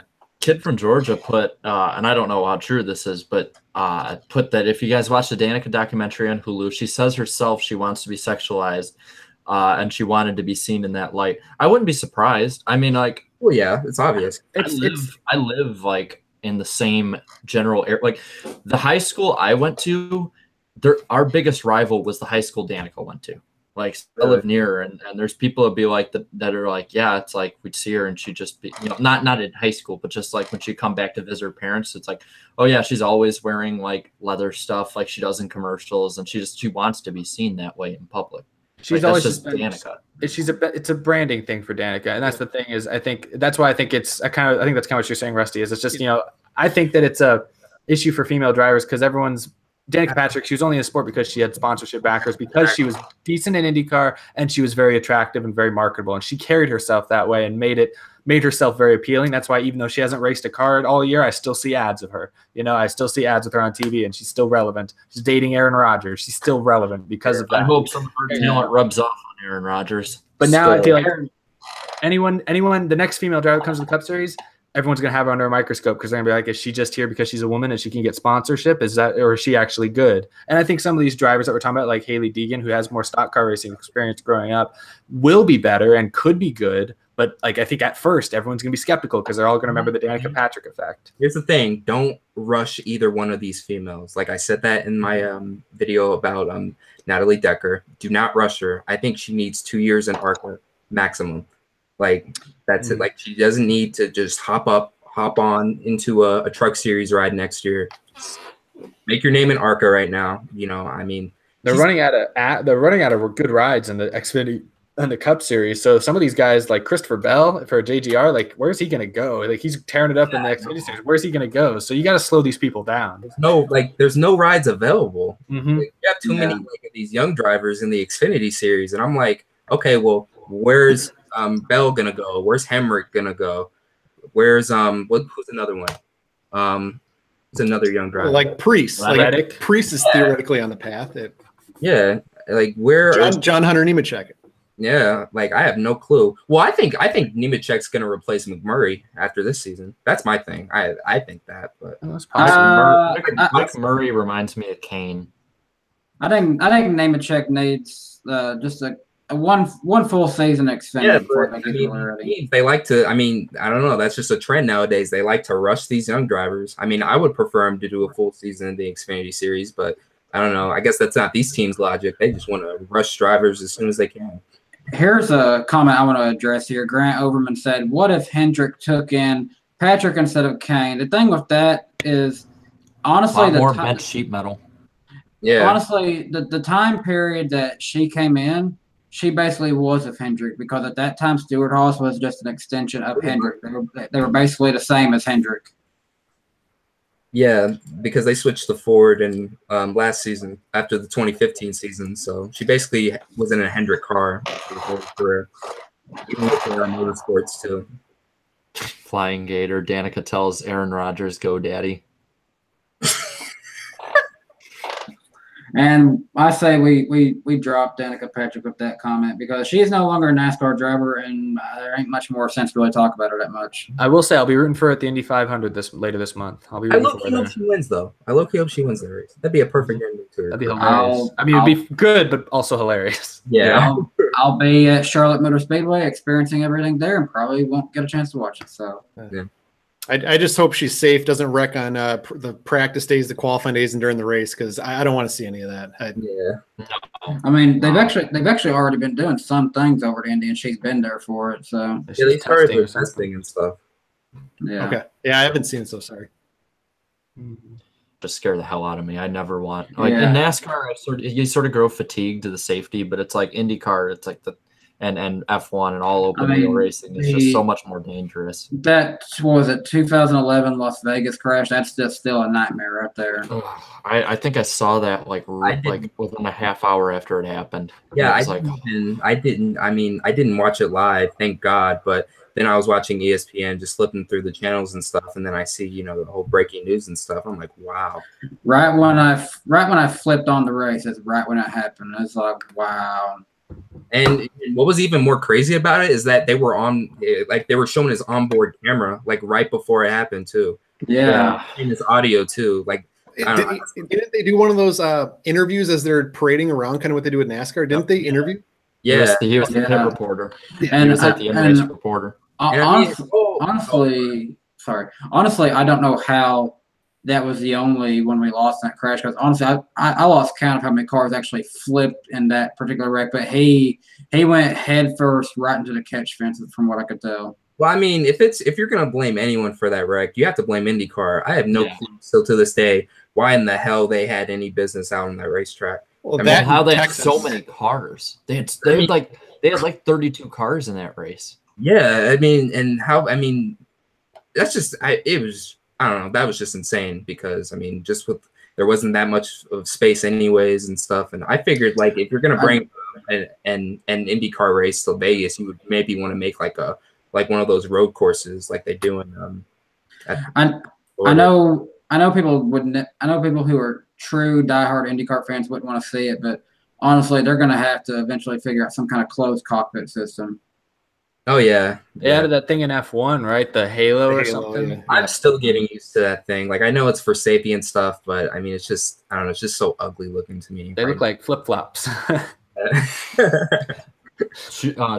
Toe thongs. Yeah. I don't even watch any F1, but I know that was news when it came out. So, but yeah. Those races have been very dramatic this year. I highly recommend it. There's no commercials. They've been entertainment. Have they been better in the last few years, son? I think so. Yes. I started watching it full time. Actually, I've been very impressed. I think I've been missing out on this for years. I think David Land made a good video about because Regan Smith and a few other and Kenny Wallace. I don't think did it intentionally. I think he was just asking an honest question. But Regan Smith was being a dumbass and about like the F1 NASCAR debate and. David Land was like saying it best, like, why do we have to have this? They're not comparable. Stop comparing them. Like, they're not comparable, man. Like, F1 it's a freaking computer. It's a rocket ship on wheels, man. Like, why? Well, why do we compare this? It's like seeing like an $800 steak versus a rotisserie chicken. It's like depends on who you ask. One will like it better than the other. Right. Like they're not comparable. I think Nick Sant there in the chat I think that adds to the added bit of negativity around NASCAR this year. This has been one of the first years that I ever can remember where F1 has probably been better racing than NASCAR. Yes. And I think that does not help NASCAR's case. Last race? I haven't seen any of the F1 races. I've watched a couple highlights here and there. I saw the guy get it was F1 get dumped for the win not that long ago. I'm going to get up early and watch Monaco this year for sure. My favorite race so far this season was the China one. Daniel Ricciardo was coming up from 6th place to taking the win. I'm like, wow. The safety car kind of helped them on that. Yeah. But still, it was awesome to see that. Yeah, I agree. Yeah. Yeah, I might have to start watching some F1, especially if NASCAR is, let's say in 10 years, NASCAR is not what it is anymore today. I want some racing still probably in my life. And I got an F1 track right here in the middle of Texas for me, but I want to go there so bad. I want to go to an F1 race. You gotta. Grant Overman put it pretty right on this. It's like a rocket ship on wheels compared to a brick on wheels. I'll put it like this. Like NASCAR, in terms of like track, like NASCAR is a marathon, F1's a sprint. There you go. I've always liked saying that NASCAR stock cars are like tanks, especially in the Gen 5 era. That was very true. Oh, yeah. But you could have a sledgehammer hit it into the wall, and it'd be like, oh yeah, we're just still chugging along. Speaking of other racing series, like I've got a 1/3 mile, like close to 30-degree banked dirt track, like 15 minutes from my house. We have the Lucas Oil Dirt Lake models up here this weekend, so that'd be cool to go watch. I really wanted to go. There's a dirt track about an hour away from me, and I really wanted to go last Thursday. They had the World of Outlaws were there, and Casey Kane was there racing. I really wanted to go. I couldn't. Last week was insane. I had way too much to do, but I was disappointed. Yeah, Las Vegas, they have the bull ring. I'm thinking about I'm trying to go see a race like sometime this month, because I'm trying to sort of get into the whole broadcasting scene at that racetrack down there too. So, because I mean that's where a lot of good commentators have gotten their starts, is at their local short tracks and dirt tracks and stuff too. So you got to check out a sprint car race like on dirt. We had one come up here last summer or the summer before, one of the two. It's incredible. It's like, because they're so fast. Mile. Yeah, I wasn't expecting that. Like, I see them on TV. I'm like, oh yeah, that's cute, and then whatever. And I get there, I'm like, we had to sign a waiver because we're like we're not responsible if they fuck up and you die. And and that says like, well, damn, I guess they're faster than I thought. And they came out there for the heat races, and I'm like, what the hell? And I didn't realize like all these people are wearing these clear glasses, and I'm like, wow. People have bad vision around here. Yeah. Dirt in my face. I'm still getting dirt out of my Cubs hat that I wore there. And I think it was 2 years ago. There's still like sand and dirt particles from it. I'm gonna have to go to Walmart before Friday when I go to the race, just to get like a cheap pair of like the shooters clear glasses. I'm gonna have to get a pair of those, because the last time I went to the Lucas Oil, we get Lucas Oil and we get World of Outlaws. Both of them are like the big, huge late models, like the ones with the higher power engines. They go a lot faster, and they kick up a lot more dust over there. See, when we went to see the World of Outlaws race in one of the heat races, and this is when I truly realized, I'm like, okay, like if these guys flip over the fence, we're fucked. Is the guy came in, these guys were side by side going into 3, coming out of 4. One guy slid up, hit the other guy. Guy hits the wall. His front or his rear tire bounces off, just breaks off, bounces off, goes down the front stretch, bounces up about 40 feet in the air, and lands on top of a billboard. And like these catch fences we have, you remember how like they were like around the late 90s, early 2000s, where it was just straight up, like you weren't protected at all. Yeah, these are like 9-10 feet tall, straight up, and like this thing just went 4 times higher than it. And we watched it. We're just all looking around like, oh, whoa, like, crap. Like I kind of got quiet for like a minute or so, like in the stands, because people would talk or whatever, but it's like everyone's just sort of looking around like, you saw that too, right? Like, damn, we're screwed. Kid from Georgia said, Danny, are you gonna go see the short track nationals at Bristol? I went to that last year, and I might go back to it this year, depending on how the weather is and what else going on for that weekend. Wow, I don't know if it was about what I said or someone else, but I'm So Epic said that's bullcrap. It's bullcrap, guys. What's bullcrap? The arbiter of bullcrap. I'm So Epic. See, actually, I might mean to say this like to most people coming on, but we've been talking before about going to Bristol for the night race, and at some point, maybe just a bunch of us meet up. I was thinking, you guys think that depending on what all our schedules are, 2019, we could talk about that? I would be down for that. Yeah, at some point. Yeah, now that they're moving the trucks to Thursday, I think I think that's 2019. Like I'm all in next year. Yeah. Okay, we can make this how a lot of people made VidCon last year. We can have this be like the big NASCAR YouTuber meetup. Like, yeah, the Vegas.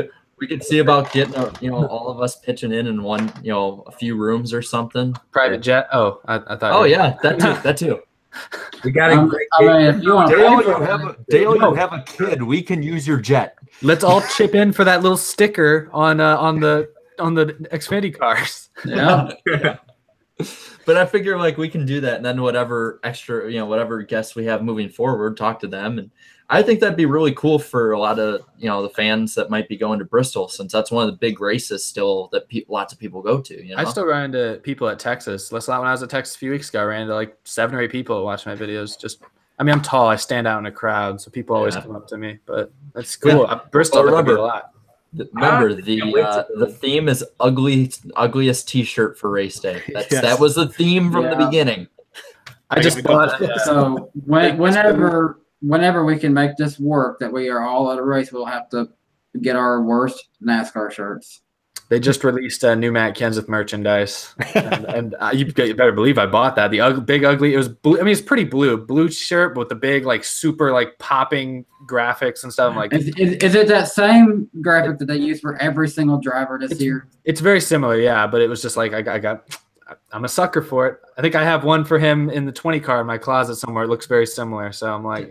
If Junior came out to run like Joe Nemechek's old 87 car, I'd be buying merchandise. So I completely understand, man. Oh, Junior was running for front row. I'd be so sick. He could be. Tag Nation says invite David Land. I'd love to have David Land on. I want to say one thing right here. You talk about Matt Kenseth and stuff. Awkward because I seen that Lionel Racing and NASCAR Phoenix released Wave 4 of their 2018 164 diecast. The ones they sell at Walmart. Well, they've unveiled their Kenseth Last Ride car from Homestead now, and it's like that's awkward now. Yeah, it's still kind of along with Trevor Bayne in the same wave. Yeah, I'm so epic had to put the bull crap or whatever. I'm starting to think now of The Room. It is bullshit. I did not hit her. I did not. Oh, hi, Mark. No, it's like, it's bullshit. I shouldn't be parked. I should not. Oh, hi, Matt. Oh, God. All right, so should we talk about Dover this weekend? We should. What's the race called this week? I didn't get to, because I was sick for the last 2 days. Probably what it is every year, like the autism awareness, whatever. Autism Speaks, I think. There's this YouTuber I follow, Sinatra Says. He's a really good YouTuber. But his kids have autism, and he was went in depth. Is like they are a fudged up, corrupt organization. Really? Yeah. Like I don't know if they might have taken his video down because a bunch of them, I guess, flagged it or something. But he made a really good video talking about most of the funds just go to the workers. They don't actually go to helping. You'd be much better like helping like people with like local organizations and regional ones out more. I mean, that's argued about a lot of things. And the biggest thing that I've really ever noticed with like you see these big TV preachers and stuff, and they're like donate or buy this book. The money goes to these missions, but yet they've got these huge mansions and private jets. And I'm like, how are you televangelist or something? Yeah, like all that's kind of shady. Like I'm Christian and stuff, but a lot of those televangelists and TV preachers, I'm wondering where their heart really is at times. Yeah, some of the people that actually donate money and stuff though. It's like that one with the Sarah McLachlan commercials. Like 99% of the money doesn't even go to the animals. It's like you'd be much better to just donate to your local shelters and stuff. Yeah. See, kids that are watching, we're giving you advice. It seems like it's just become so stereotypical these days for these big charities to not deliver what you expect. It's disappointing. When I look at those, I always got to support the more grassroots local ones because you can tell like these people are that might be working 40 hours a week and then donating an extra 40 or 20 or whatever to a shelter and that they're for real about it. Not to say the people working at other ones aren't, it's just the higher ups aren't. So anyway, this week is the Sleazeball 400. Who do you got winning this thing? Sleazeball 400, there it is. So, how do we want to start this? Do we want to just give picks, give general predictions? What do you guys think? Well, I want to ask if there's any change or whatever. Is there any what do you think the racing will be like? Because the last few years, Dover is just probably the same as usual, just boring as hell. Long green. Yeah, Dover used to be so much better. I was watching some old Dover races yesterday. Actually, I was watching one from I watched one from 2004 or 5, and another one from the late 90s, and it's there was a brief period right when they brought in the car tomorrow where there would always be some huge, freakish wrecks. Like Joey Logano flipped there one year. Clinton Boyer flipped in an Xfinity Series race. Like there's been some freakish wrecks there. Yeah. Like I think Dover is an underrated track to see big crashes if you're a fan of like that. Sad there is a lot of fans who go to see them, but if you are a fan of that, that's an underrated track for seeing wrecks. Well, I got to ask you guys. My memory's not as good as yours. What was the year? I think it was a year or two ago where the end was like Chase Elliott, Kyle Larson, maybe Matt Kenseth. It was like 40 laps of like 3 or 4 guys. That was like the best race of the year. Yeah. That was 2016. I actually watched that earlier today. Yeah, and I was gonna say that was an example of some really good racing. That was very close, very competitive. But unfortunately, the majority of the last few races have not been like that. Yeah, the best race was the 2005 one, the fall race when I think it was with less than 10 to go. Johnson passed Kyle Busch for the win. Mm-hmm. Yeah, that was pretty good. And see if anyone else. You guys might disagree with me, but I think something that. And it doesn't work at all tracks, but I think something that might change it is if they reduced it from 400 laps to 300. I know fans probably wouldn't like that, but in order to make – yeah, they used to – back when it was asphalt, they used to do 500 laps, and that was just a tire grinder. Honestly, there are some races that I do kind of wish would be a little bit shorter than what they are, honestly. Like, and the same argument, a lot of people who enjoy watching wrestling say that Monday Night Raw is way too long, being 3 hours, and SmackDown's 2 hours. I kind of see the same thing for some NASCAR races. Yeah, there's some you never can change. Like even though people want to, I don't think you can change 500 miles at Talladega. Daytona 500 and 600 got to stay. But I mean, there's some of them where it's like, I'd even be fine if Indy were only a 300-mile race because at least it would make it more enjoyable that it was over quicker. They changed the Pocono races from 500 miles to 400. It improved it immensely. Yeah. I think you could drop some of them to 300, 350. Like, honestly, there's most of the races I'm okay with the links they're at now. I like Dover 400. I think is okay. I think that works. I don't know. It's hard to. I don't know. Because I like the shorter racing because it's more of a sprint to the finish. But there's something about NASCAR I think for the hardcore fans, and I would count most of us here are hardcore fans, I enjoy just spending my afternoon watching the race. And, and so like, even if it's not the most exciting race, I don't necessarily mind it because it's just kind of a good vibe, I don't mind it being 3.5 hours. Now I'll say this: if rain keeps being an issue in the springtime of Bristol, I'm going to say lower that to 400 just so we can get to halfway. Maybe, right? Maybe have one of the races be 400 then, because maybe I'm up for that. Like give each race more of a unique feel. Like Texas, both their races are 500 miles. I'm like, what if make one of them 400? Maybe that gives it a different strategy, maybe a different look. Same with Bristol, same with.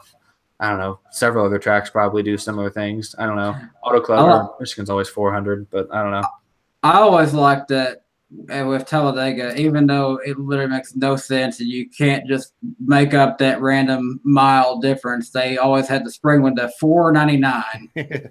Well, I think that was always for errands. They always did the 99 deal or whatever. Yeah. But it made it unique. Like same with like even 1 lap difference with New Hampshire made that one unique. It was like because they put that in the year after Denny Hamlin and Jeff Gordon were racing for the win, right? And that 1 lap difference would have made the difference between Jeff Gordon winning instead of Denny Hamlin or vice versa. I can't remember. That was like 11 years ago. But anyways, talking about Dover. Yeah. So who's y'all's predictions? How are we gonna do this? I can start if y'all want. Yeah, I got to think about this one. So I just made a whole video about it, so I have all mine right on top of my head. I know exactly what my picks are. I gotta wait till Thursday or Friday to get to that. So go ahead. Yeah. Well, you go ahead. I'm my pick. Oh wait, hold on. Who did I pick? Hold on a second. Oh yeah. Okay, so can I predict your dark horse? Sure, go ahead. Eric Jones or Matt Kenseth? No, I don't have Jones. I'm losing some faith in Jones right now. But for Dover, I have Chase Elliott winning, and I'll give you my rationale. I didn't know this, but I looked this up for my video today. Chase Elliott's done 4 Cup Series races at Dover, 4 Cup Series races now in 2 years. He's finished top 5 in all of them. Yeah. And he almost won in 2016, and he almost won last year when Kyle Busch beat him with 2 to go. So I think Chase Elliott, maybe it's wishful thinking because I just made my video about how much young drivers are letting me down these days. Maybe it's wishful thinking that they'll start to win, but I think Chase Elliott will win this weekend. I mean, his average finish in the past 3 races has been 3rd place. Yeah, so. Yeah, he's on a good roll too. I'm gonna jump over, same as Eric this week for me. Chase Elliott, basically. If Ryan Newman would have done the best thing to just let the leader go by when he knew he was slower last year, he would have won that race, I do believe. Wow. But he has always run good there. He's finished 2nd at Richmond, 3rd at Talladega. Hey, I think this weekend could be it for Chase Elliott. Yeah. When's the last time a Harvick or Kyle Busch have kind of led a lot of laps there? I know Harvick in 2015 was. Kyle Busch won the last time we were here, but I don't know that he led that many laps. I think he led maybe a little bit at the beginning and then right at the end. I'll go with a prediction and a dark horse. My prediction will be Kyle Larson. I think he'll finally break his funk. And then my dark horse is not necessarily because of the driver, but because the team, especially, granted, not as much lately, but has shown over the past 5-6 years a lot of speed at this track is Bubba. I don't think he'll get a win, but I think he could be in the top 10 or top 5 because that 43 team, even with AJ Allmendinger, they had something figured out there. And if he can translate what he had at Bristol to Dover, which is pretty much Bristol on roids. Yeah, they always say that Dover is just a bigger version of Bristol, really. Well, and you look at the people who are good at Dover, and you got Kevin Harvick, Jimmie Johnson, Kyle Busch, Kurt Busch has been really good there, Kenseth, and what do all of them have in common? That other than being good at Dover is they're really good, at least in history at Bristol. And I think if Bubba can translate that, I could see him being a top 5, top 10 contender at this race. Johnson will be my dark horse for this one. And I mean, usually, you would consider him a favorite, but just based on the season he's having, like we talked about earlier, he's going to be my dark horse simply just because of the fact of how he's always had success there. But this year is not looking like the same. No. I have no faith in him so far. Maybe that's just short-sightedness in my part. He was pretty good at Bristol, though, if I remember. Yes, yeah. I have Alex Bowman and Jimmie Johnson as 2 dark horses. I was going to ask about Bowman, yeah. Yeah, and because Bowman was good at I had him as a dark horse because he was good at Bristol, and I also looked it up. Dale Jr. finished, I think it was 7th at Dover the last time we were here, and last year Jr. was no good, but he had a 7th place run at Dover. That maybe means that Greg Ives is Greg Ives still the crew chief of the 88? Yeah, and Jr. was running in the top 5 until the last bit of pit stops. He was people forget he was around 2nd or 3rd. He was. Going into the final round of pit stops under green, he was one of the guys that we were talking about that could run up and get the win. Ives and Letarte always had one a year figured out. One of the races a year, they were going to be good there. So I could see Bowman. Yeah, I gotta say my pick, Martin Truex Jr. The past 3 races, he has the best average finish out of everybody, 2.7 in the last 3 races at Dover. So yeah, I think he's I don't know. Not only do I think he's gonna win, but he's just gonna dominate all day. That would be why I thought about Truex. I almost picked Truex, but okay. I don't know if he'll dominate. Yeah, and then as my dark horse, I would have to put I would probably put I would have to say I would put Bubba in there too, because like you said, the 2 tracks, Bristol and Dover, are pretty similar. So I'd probably put that. He's not gonna top 5. He'll probably finish top 10, top 15 at least.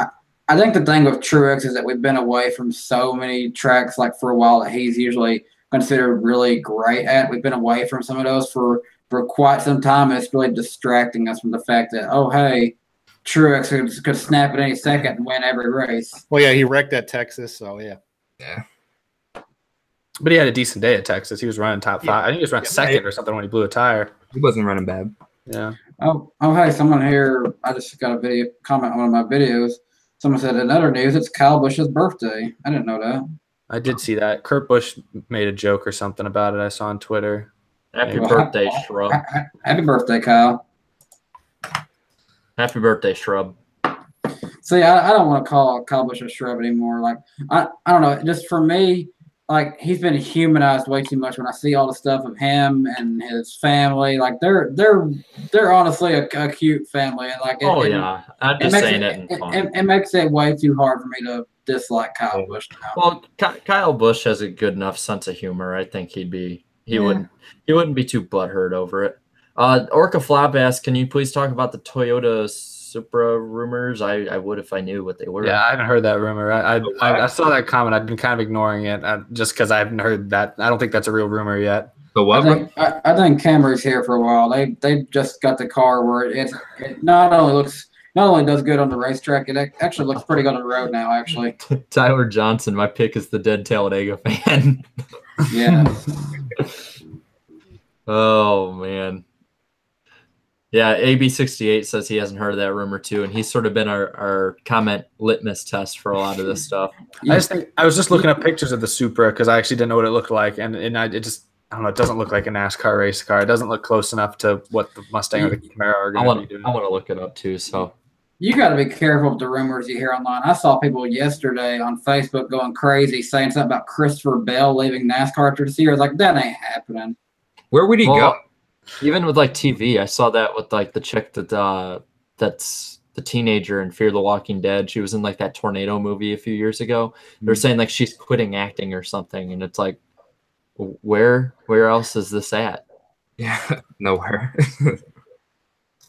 It's like every website now wants, and has been this way for a while, but now every website wants to be TMZ. Well, it's all about getting clicks, pretty much. I mean, Paparino, nobody died at Talladega this last week that we know of. No. We're referring to like something from years ago. I don't know. Though in the 80s, somebody stole the pace car and drove it. Yeah, I saw that. I'm surprised it doesn't happen every week. I've seen those things. They don't keep them locked. I mean, they keep them locked, but they're just kind of sitting there unguarded. Talladega kind of reminds me also of that Dave Chappelle skit where he was like talking about, it's like where he was taken to the ghetto. And then he's like, you see some wild shit. And it's like, I was taken to Talladega once and you see some wild shit. It's like, see a drunk guy just stumbling around there, dude wearing a tire, strippers all down Talladega Drive and Boulevard. Because that place used to be like an airstrip and a, what the hell you call it? Military stuff was like base or whatever. Yeah, like in World War II, I think. Yeah. I want to be in, if I ever go to Talladega, I have to be in the infield because like I feel like that'd be the biggest party you'll ever be at. The infield was sold out. It's always been amazing there. Yeah, I mean the only time I went to Talladega, I was in like the turn 4 area. Like that's about all I really like got to see of it when I was there. Like there's still so much of it that I didn't get to experience, and we'll have to go back one day. Wait, Derek Cope is driving the 99 at Dover? Yeah, like that team is running 2 cars for some reason, and it's like I made the other team. Landon Castle and 00. I made a comment that I said, you know, at least like they're putting all like most of the money they're getting, whatever it is, into these really nice looking wraps. I actually approve of the wraps they're using for the cars, but I think they could benefit if they put more of that into the performance. Yeah. Don't even get me started on that team, man. I mean, okay, you come into the season. I don't know who the driver is going to be. I figured it would be someone like Casey Mears because he built Germain Racing up to what it is now from nothing. And then they go out and sign Jeffrey Earnhardt when he's not even that good. Don't get me wrong, he's a nice guy, but I mean, he's just not even that good. And then they realize their mistake, and then they go out and sign Landon Castle. I'm like, oh, okay. And then they sit him this week for Joey Gase. Really, Joey Gase? Like, what has he done to even be in the sport, anyways? Like Joey Gase. I was so bad. Like I wanted to give him a chance. I got so much hype because I was foolish. Me was thinking, maybe this could be something unique. Maybe they could serve this as a good opportunity to get somebody like a Edwards or a Kenseth and do a swerve and find some sponsors come in and be something. I lost all hope. Yeah. I mean, they're not going to go anywhere if you keep changing your drivers every week. And I didn't even know they were going to have a second team. For what? For why? I keep seeing this stuff. Tag Nation put this. Toys R Us uploaded a new video. Like, what is it with everyone talking about Toys R Us?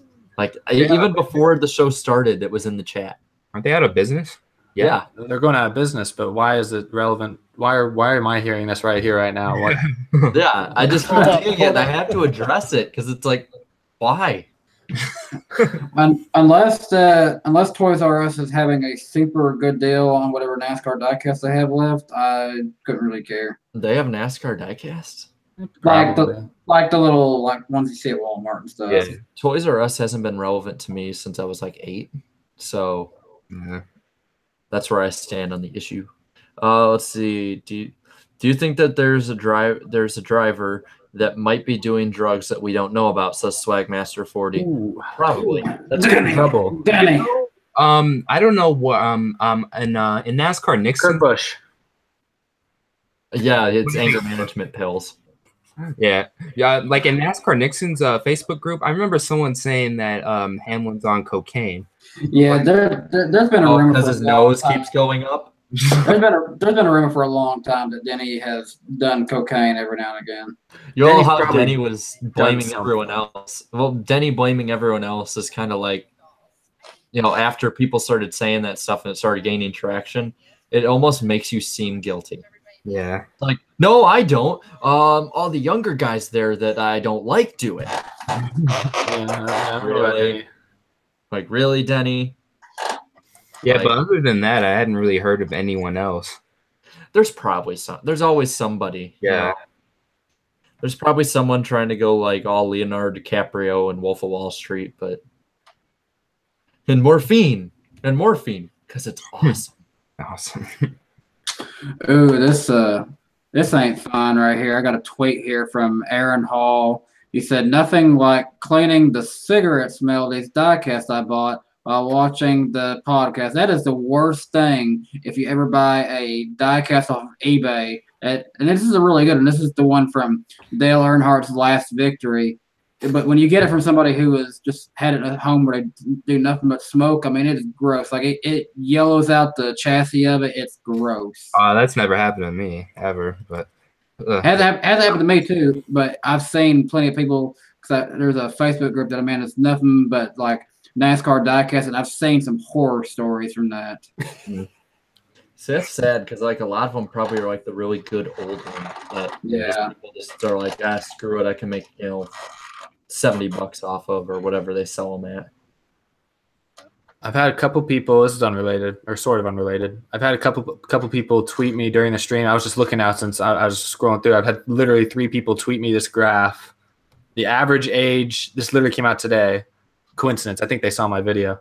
Average driver age of NASCAR Cup fields and winners from 1972 to now. And I'll put it up here. I don't know how well you can see that, but there's one of the lines is the age. The other line is the age of winners, and you can clearly see that the red line I think is the age of winners, and that line is going up in the last couple of years. Age of actual drivers has gone down considerabely. It's funny though, because there's a period there where the average age of winners actually did go down a lot. Yeah. That I do think that's interesting, but looks like the last 5 years or so, that's been the trend. So I just think it's interesting. Well, I mean, it would kind of coincide with like 2014, 2015 when guys like, Johnson obviously still had a few good years winning left. Kenseth had a resurgence, sort of a resurgence back to like a top form.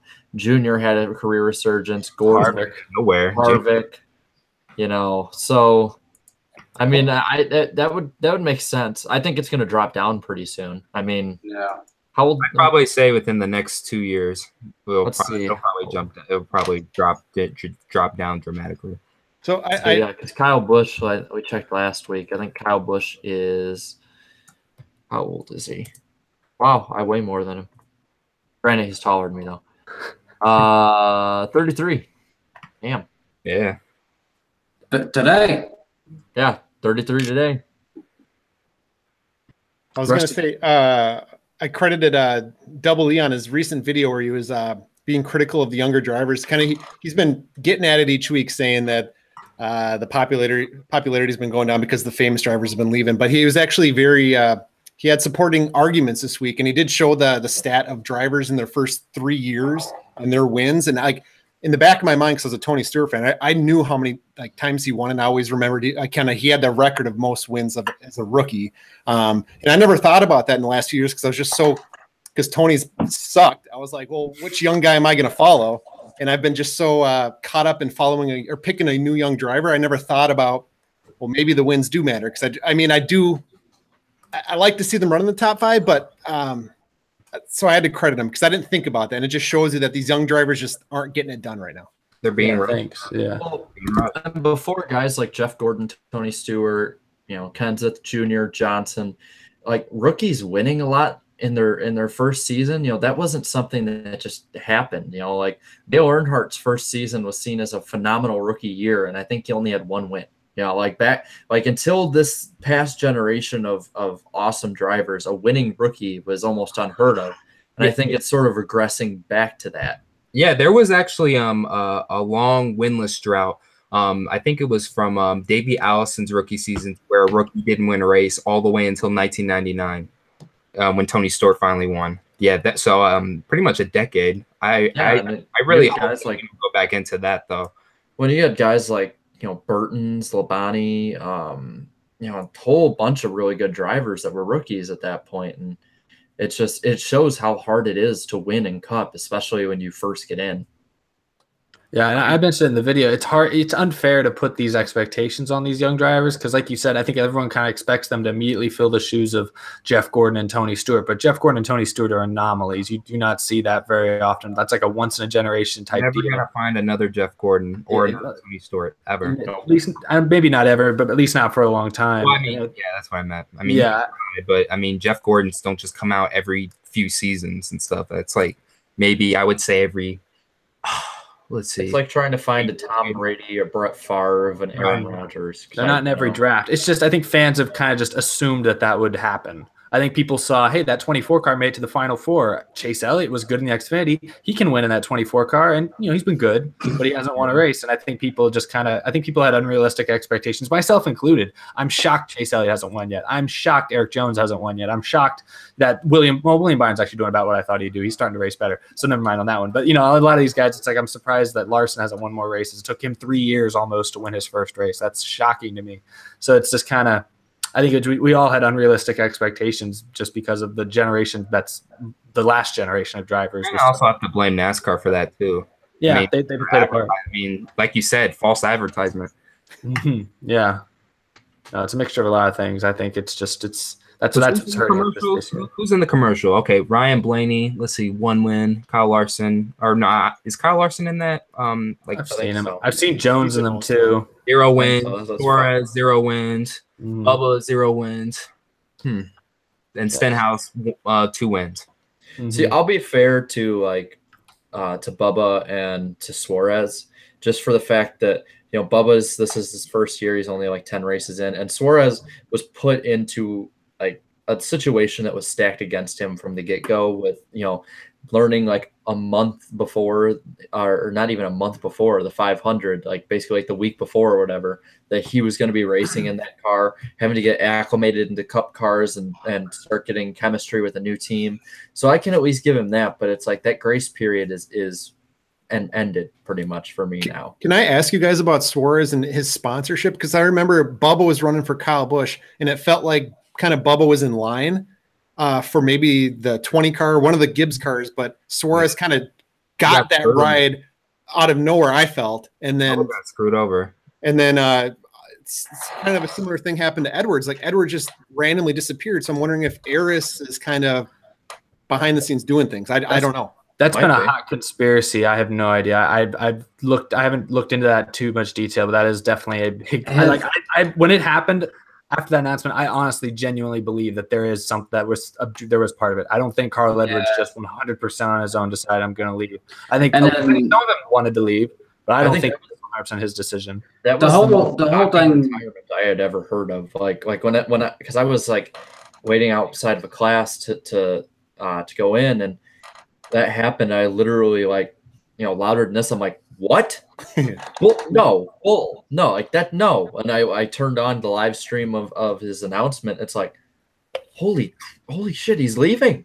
Yeah. Like The whole thing with that whole deal, yeah, I'm kind of on the side that says that Eris just wanted Suarez because, I mean, granted, Suarez won a championship. Carl Edwards come up short.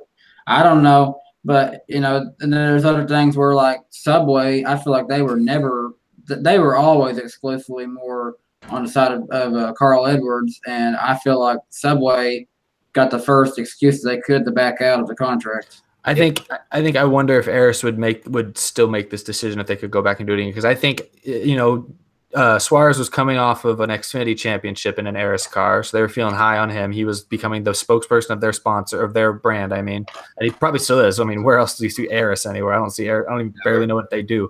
So they were very high on Suarez, and I think if they could go back now and they knew that Suarez was going to run 20th most weeks or 15th to 20th every week without any wins a year and a half in, I don't know if they'd still make that decision.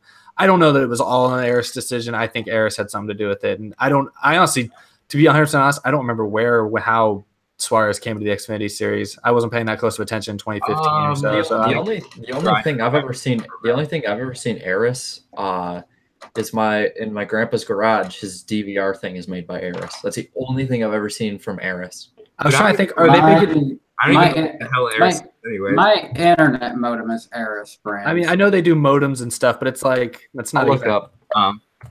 I'll look it up right now. I'll just put in Eris and see what comes up. But the Eris International is a telecommunications equipment manufacturing company incorporated in England and Wales that provides cable operators with data, video, and shit. It was founded in 1995 and employs 8,700 people. Well, I wonder if it's like a regional deal where they're big, or maybe another country where they're big. Maybe they want Suarez. If we're gonna keep going with this, maybe the reason they want Suarez over Edwards is because Suarez would appeal to more than just one country. I mean, Suarez is more of a worldwide, because he also like the was it the Corona Series, I think it's called in Mexico, or the Mexico Series or whatever. Yeah, I think it's called the Corona Series. Yeah, it's like they're they broadcast that just about as much in as Cup in England, I think, from what a lot of fans have said. So that's in England a lot. That's in Mexico. That's in America.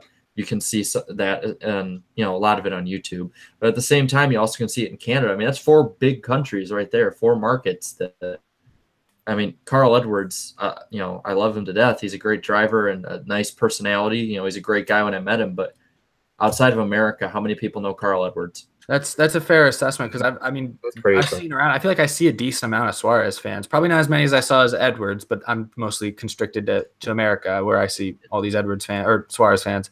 Worldwide, he might have a bigger draw, but I don't know. I still think it might have had to do again. It might have even been Gibbs kind of a ploy, like, "Hey, Carl, we'll give you this money now, so we don't have to keep paying you for 3 more years." Because could have just been. I mean, they picked Jones over Kenseth due to money. This could have been an early decision to pick Suarez over Edwards for money. It might be kind of why GoDaddy obviously they've been with Danica all along, but why they dumped Mark Martin in the cold, after he left and didn't stick with Hendrick, is because Danica's more marketable.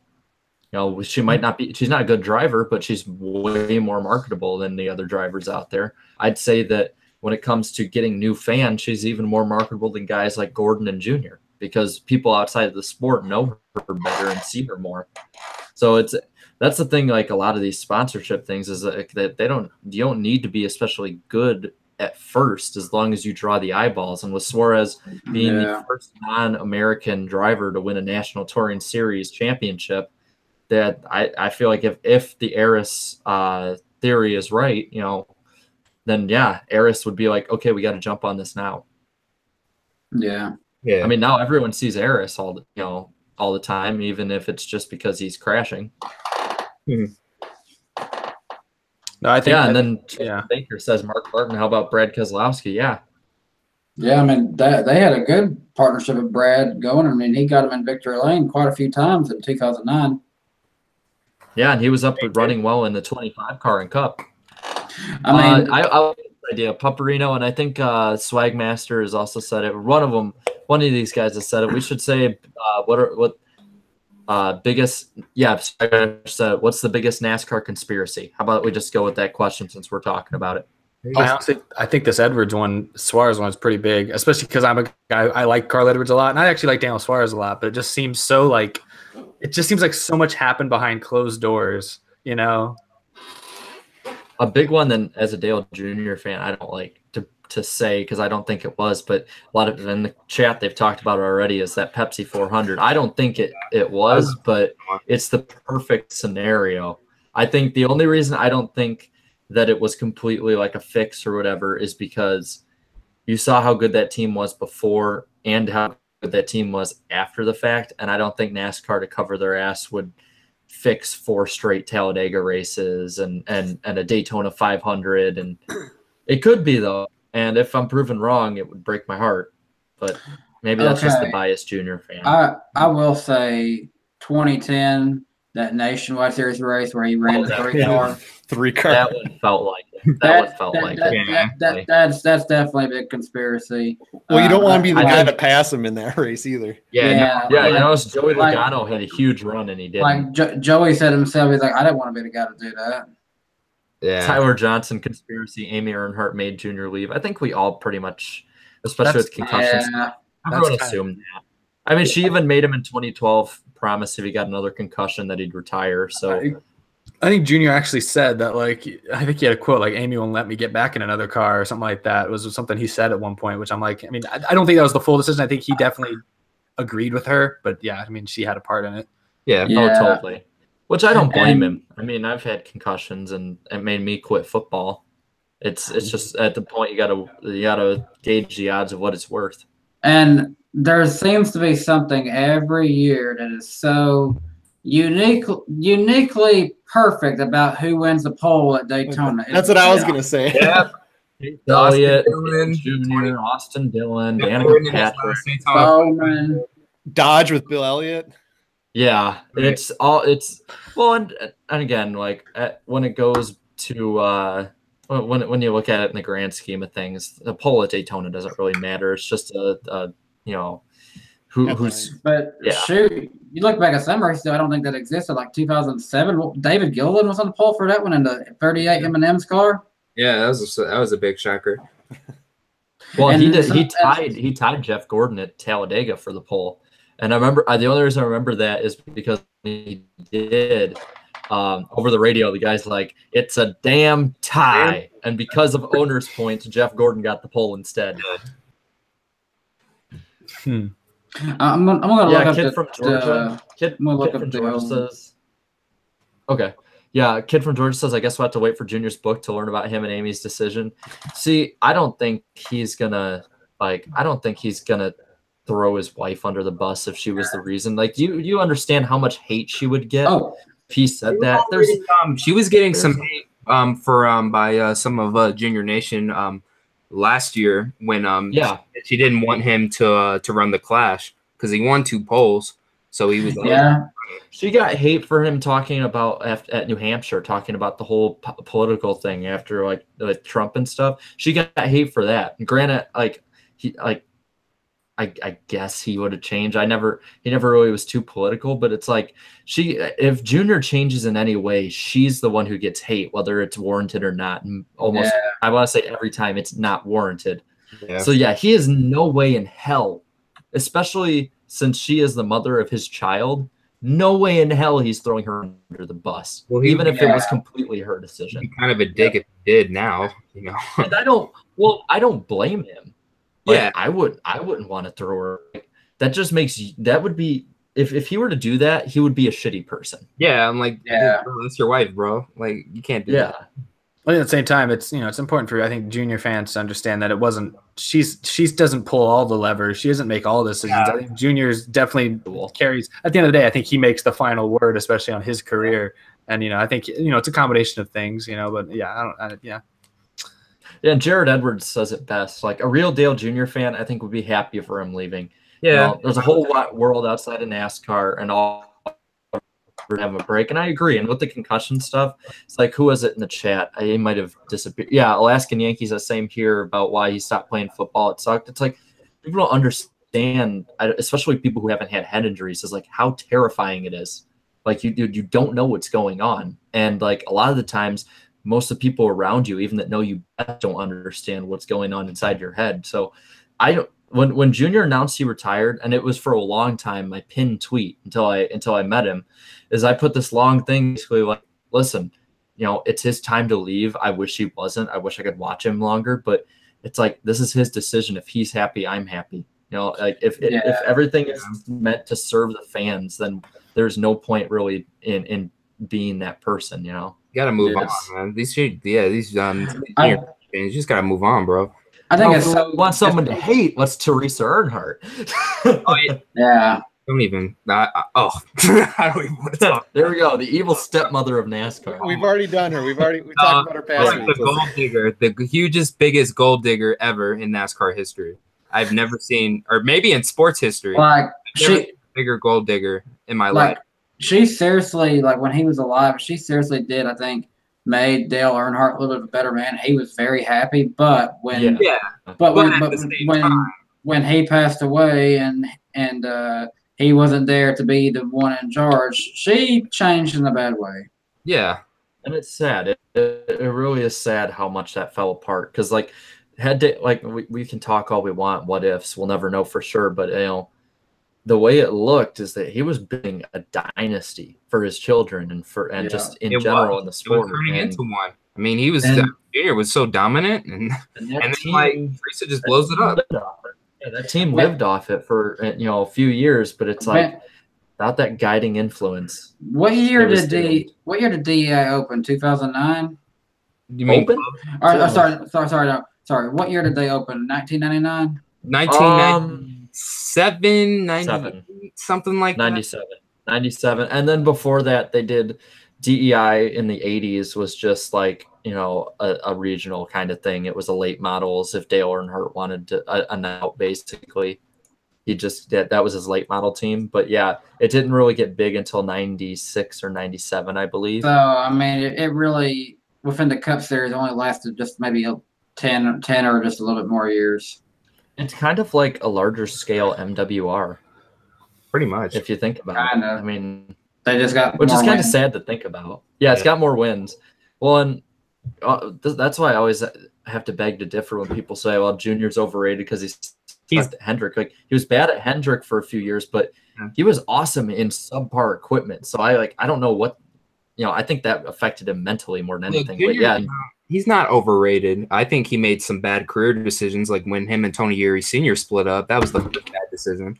I felt like he was getting I felt like he was getting a little bit too cocky, maybe, about his career, and he'll even admit that he probably should have worked harder. And I think Tony Uri put him in line. 2004, when he got in so much trouble for cussing when he won at Talladega and Chase, that's what really kind of, I think, threw away that championship for him.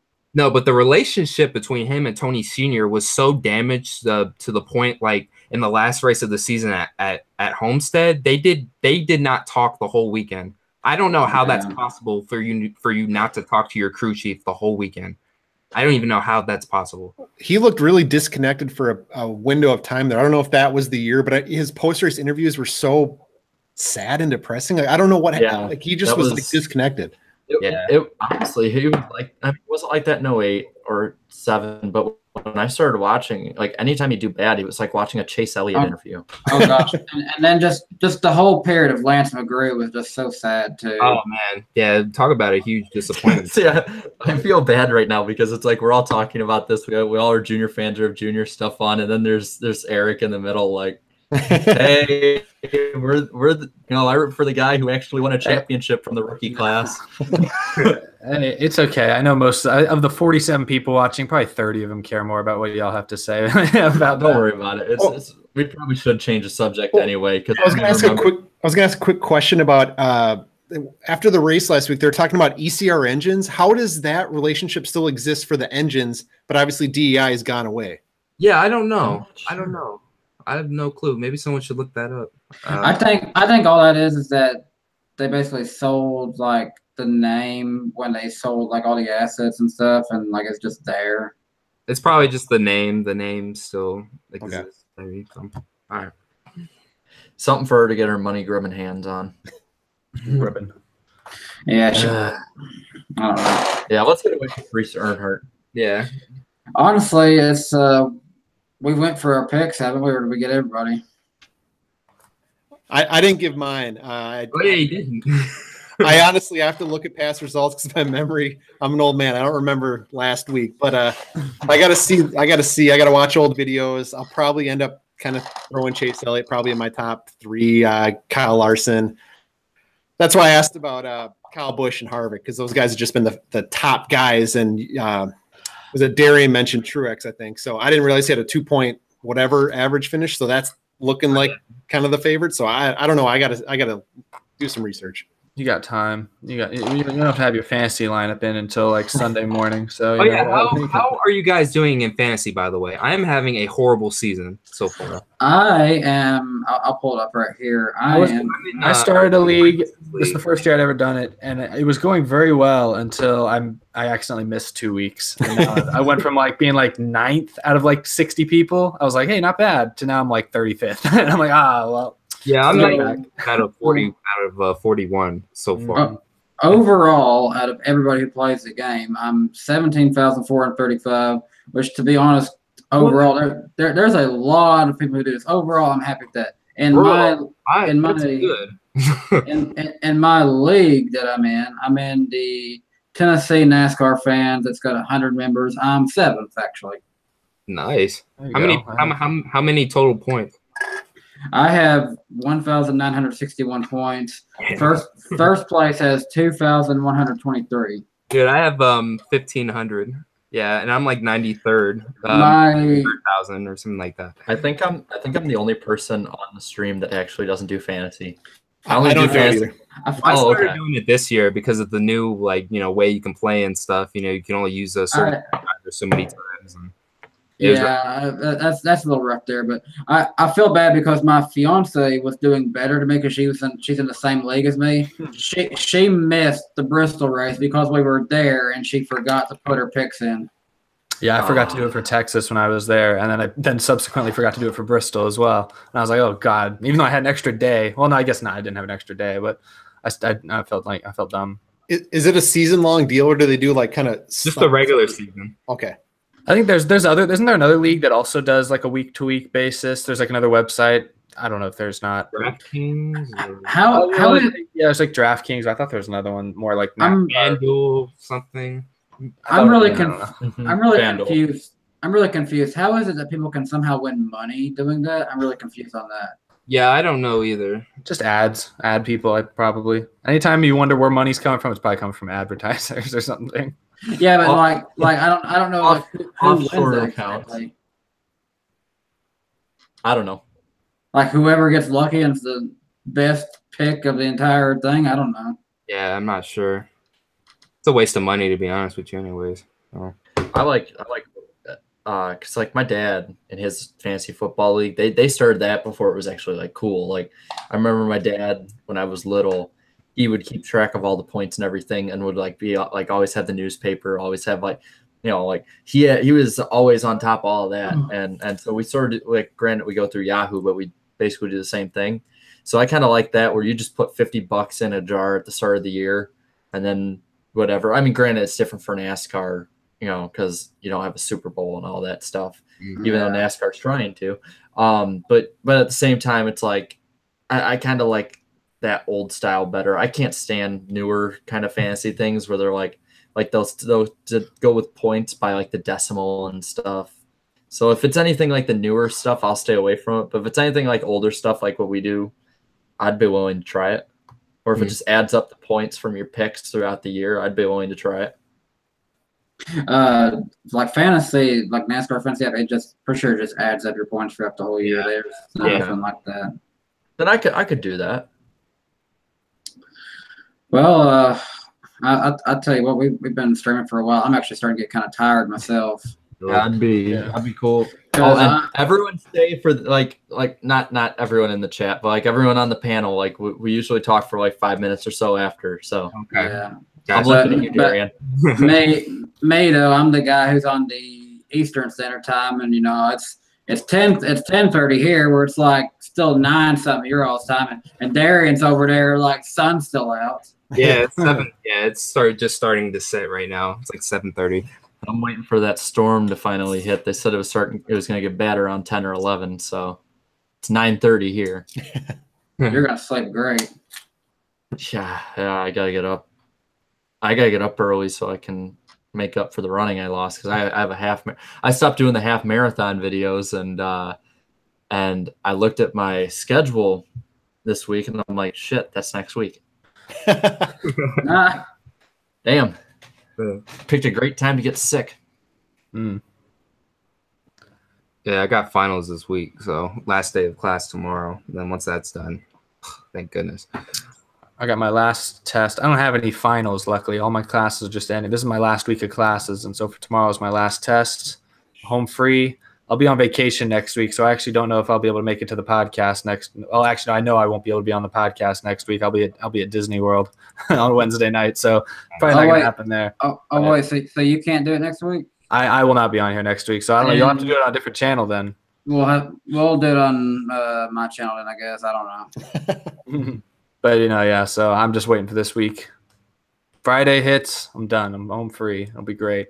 Sweet bliss. See, I want to ask you guys, and then also the people in the chat, if not to make it overload, but if you guys during the week would be cool with we could do a chat on whichever one of our channels we want, or a stream on whatever channel we want, and just talk about anything. Doesn't have to be NASCAR stuff. It can be anything really, any sport, any whatever.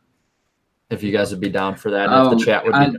I wanted to bring it up sometime. You talk about anything. If y'all haven't watched it, go watch Avengers: Infinity War. It's pretty good. Oh yeah, that's dope. That is a dope movie.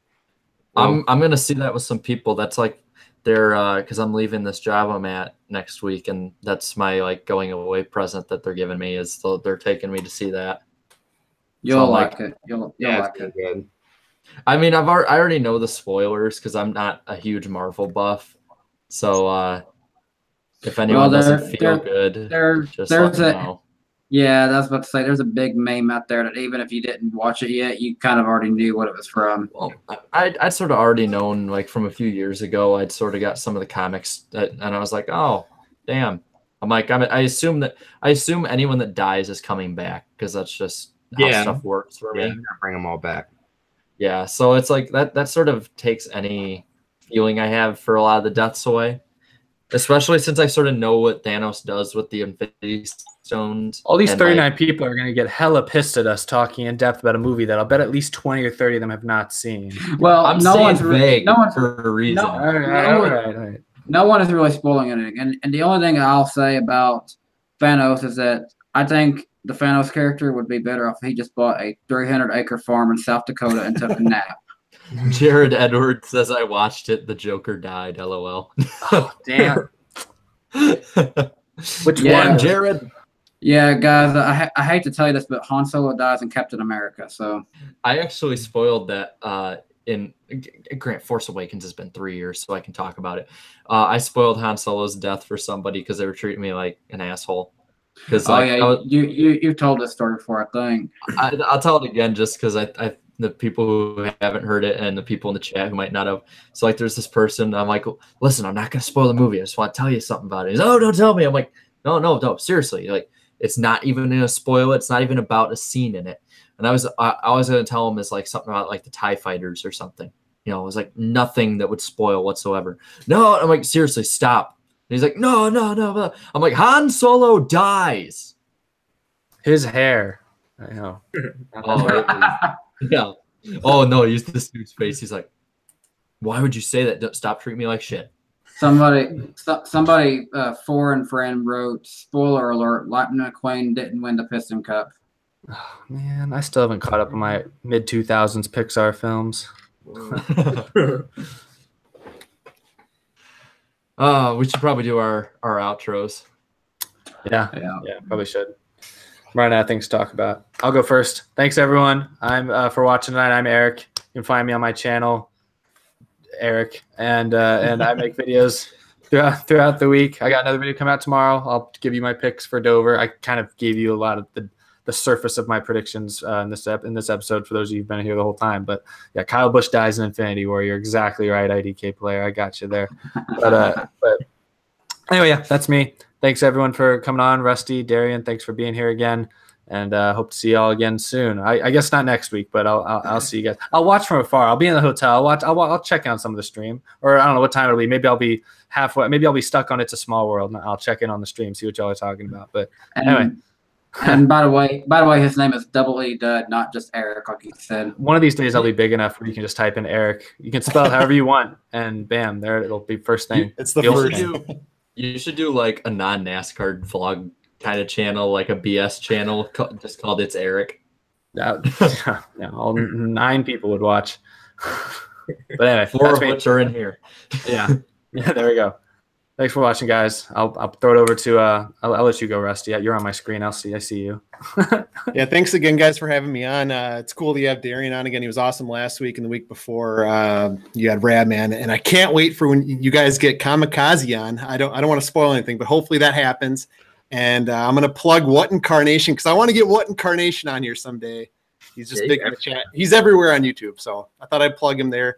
And I see Timmy Hill fan. He's big fan of my channel, so shout out to Timmy Hill fan. But I got my own little channel going on. I do reviews, reactions, whatever. So if you guys want to check me out, it's probably in the description. But thanks again for having me on, and I love doing this each week. And if I'm not on, I'm watching. So yeah, thanks again. Y'all, please go subscribe to Rusty. He's seriously probably the most underrated channel on YouTube. The dude has been doing this as long as I have. It only has like 115 subscribers. Like how? I second this. He is so undersubbed and so underappreciated. Go sub to him now. Danny B and Darian have been doing it since like December, and they have like thousands combined. I have 100. So you guys are the best at it. So keep doing your thing.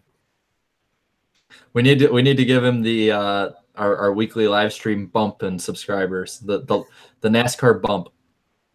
Who wants to go next? I call going last. Oh well, I'll go next then. First off, once again, thank you guys for supporting my channel all the way and stuff. Like I said last week, I mean, I'm nearly reaching 2,000 subs. I think I'm only like less than 50 subscribers away from 2,000, which is insane considering, you know, that I only started in December. And I just posted a couple videos the past few days. I did a bus video on Rob Moroso. If you don't know who that is, check that out. It's a little, I bet I've gotten a few people triggered over it, but I'm basically telling the truth in that one. So just go ahead and watch that. And then Alex Bowman, I did a Bad Seasons one on him because some people actually think that he's mistakenly think that he's a rookie when he's not. He actually raced for terrible teams, BK Racing, or I would call him bankrupt racing now, and Tommy Baldwin. So he had a pretty rough start in the Cup Series. So go check that out. And, Tommy Bankrupt. Huh? Tommy Bankrupt. Yeah, Tommy Bankrupt. And I'm also planning on maybe doing a live stream on Friday, maybe, possibly, just on my own and stuff, where I just talk about NASCAR. So if you want to go check that out, it's going to be happening on Friday. I don't know what time yet, but yeah. So thank you guys so much for watching. And like I say in my videos, this is Black Flags Matter. Catch you next time. And I'm Danny from DannyBTalks. You can catch me on DannyBTalks. I'm also on Facebook and Twitter. I don't have any followers on those accounts, but right now I'm at like 904, 905 subscribers, whatever the number is. Getting closer to 1,000. That's my goal. You know, I'd like to get to the point where I can run some advertisements and make just a little bit of extra money here and there. You know, it's, you know, makes it a little bit rewarding when you're taking time to try to make YouTube videos for people to enjoy to watch and stuff. You know, I have fun with it, and I enjoy doing this a lot. I've just started a new series on my channel called Danny B Walks. I'm trying to get back into walking more. It's better for me health-wise, and get back into doing that, and also finding time to just reflect on a few things. Like today, I talked about Spencer Gallagher and his whole ordeal. So plenty more of those coming out. You know, other than that, just subscribe to my channel. You're probably going to like what you find on there. All right. I want to thank everybody on the panel and in the chat and everyone who's left already for coming out tonight. I've had a pretty awful week being sick and not feeling so hot right before the show. So, thank you. It's a big pick me up. And I was saying earlier, I think last week and in the chat before that, this is what makes me look forward to Wednesday nights. Because Wednesdays usually are so blah in general. So this is what makes me really look forward to it. So you can find me here on my channel. Please subscribe. I want to remind everyone what I said in one of the first few live streams is that when I hit 1,000 subscribers, I will upload a reaction video of me watching 50 Shades of Grey. So if that isn't enough, of a push to get me to 1,000, I don't know what is. You don't want to see me suffering, I guess. You also can find me on Twitter at IceTitan80. You can find me on gab.ai at Iceberg. And then you also can find me, and since you people say that you will buy them, let me share this screen really quick. Do one last shameless plug. All right, y'all can see it? Yep, there it is. Motions of Paul Menard. Oh, and hey, as long as we're plugging stuff, our friend Eric DoubleEdud, he's on Patreon, so y'all feel free to give to him. And just $5. $5. I'm sponsor the show. I am pondering the idea of doing Patreon myself in case people would like to, feel generous if you enjoy what you're watching. Hey, it could help out a little bit. And do what my shirt says here that you can also buy. Lick that like button. It's in white, blue, red, green, and orange. Not in hot pink. I'm sorry. I'm sorry, Eric. But I have two slogans that you guys have asked for, that in the chat have asked for. So if you're willing to get those, the I died in the Talladega infield shirt. And Logan Paul finds dead body in Talladega infield with the back saying not clickbait. So if you guys are willing to bear with me and watch that or buy that, I'm willing to put it out there. So I want to thank everyone again for coming out. It's been great. It's been awesome. I can't wait for the race this weekend. And until next time, everyone, just have a good one and stay safe. Yep.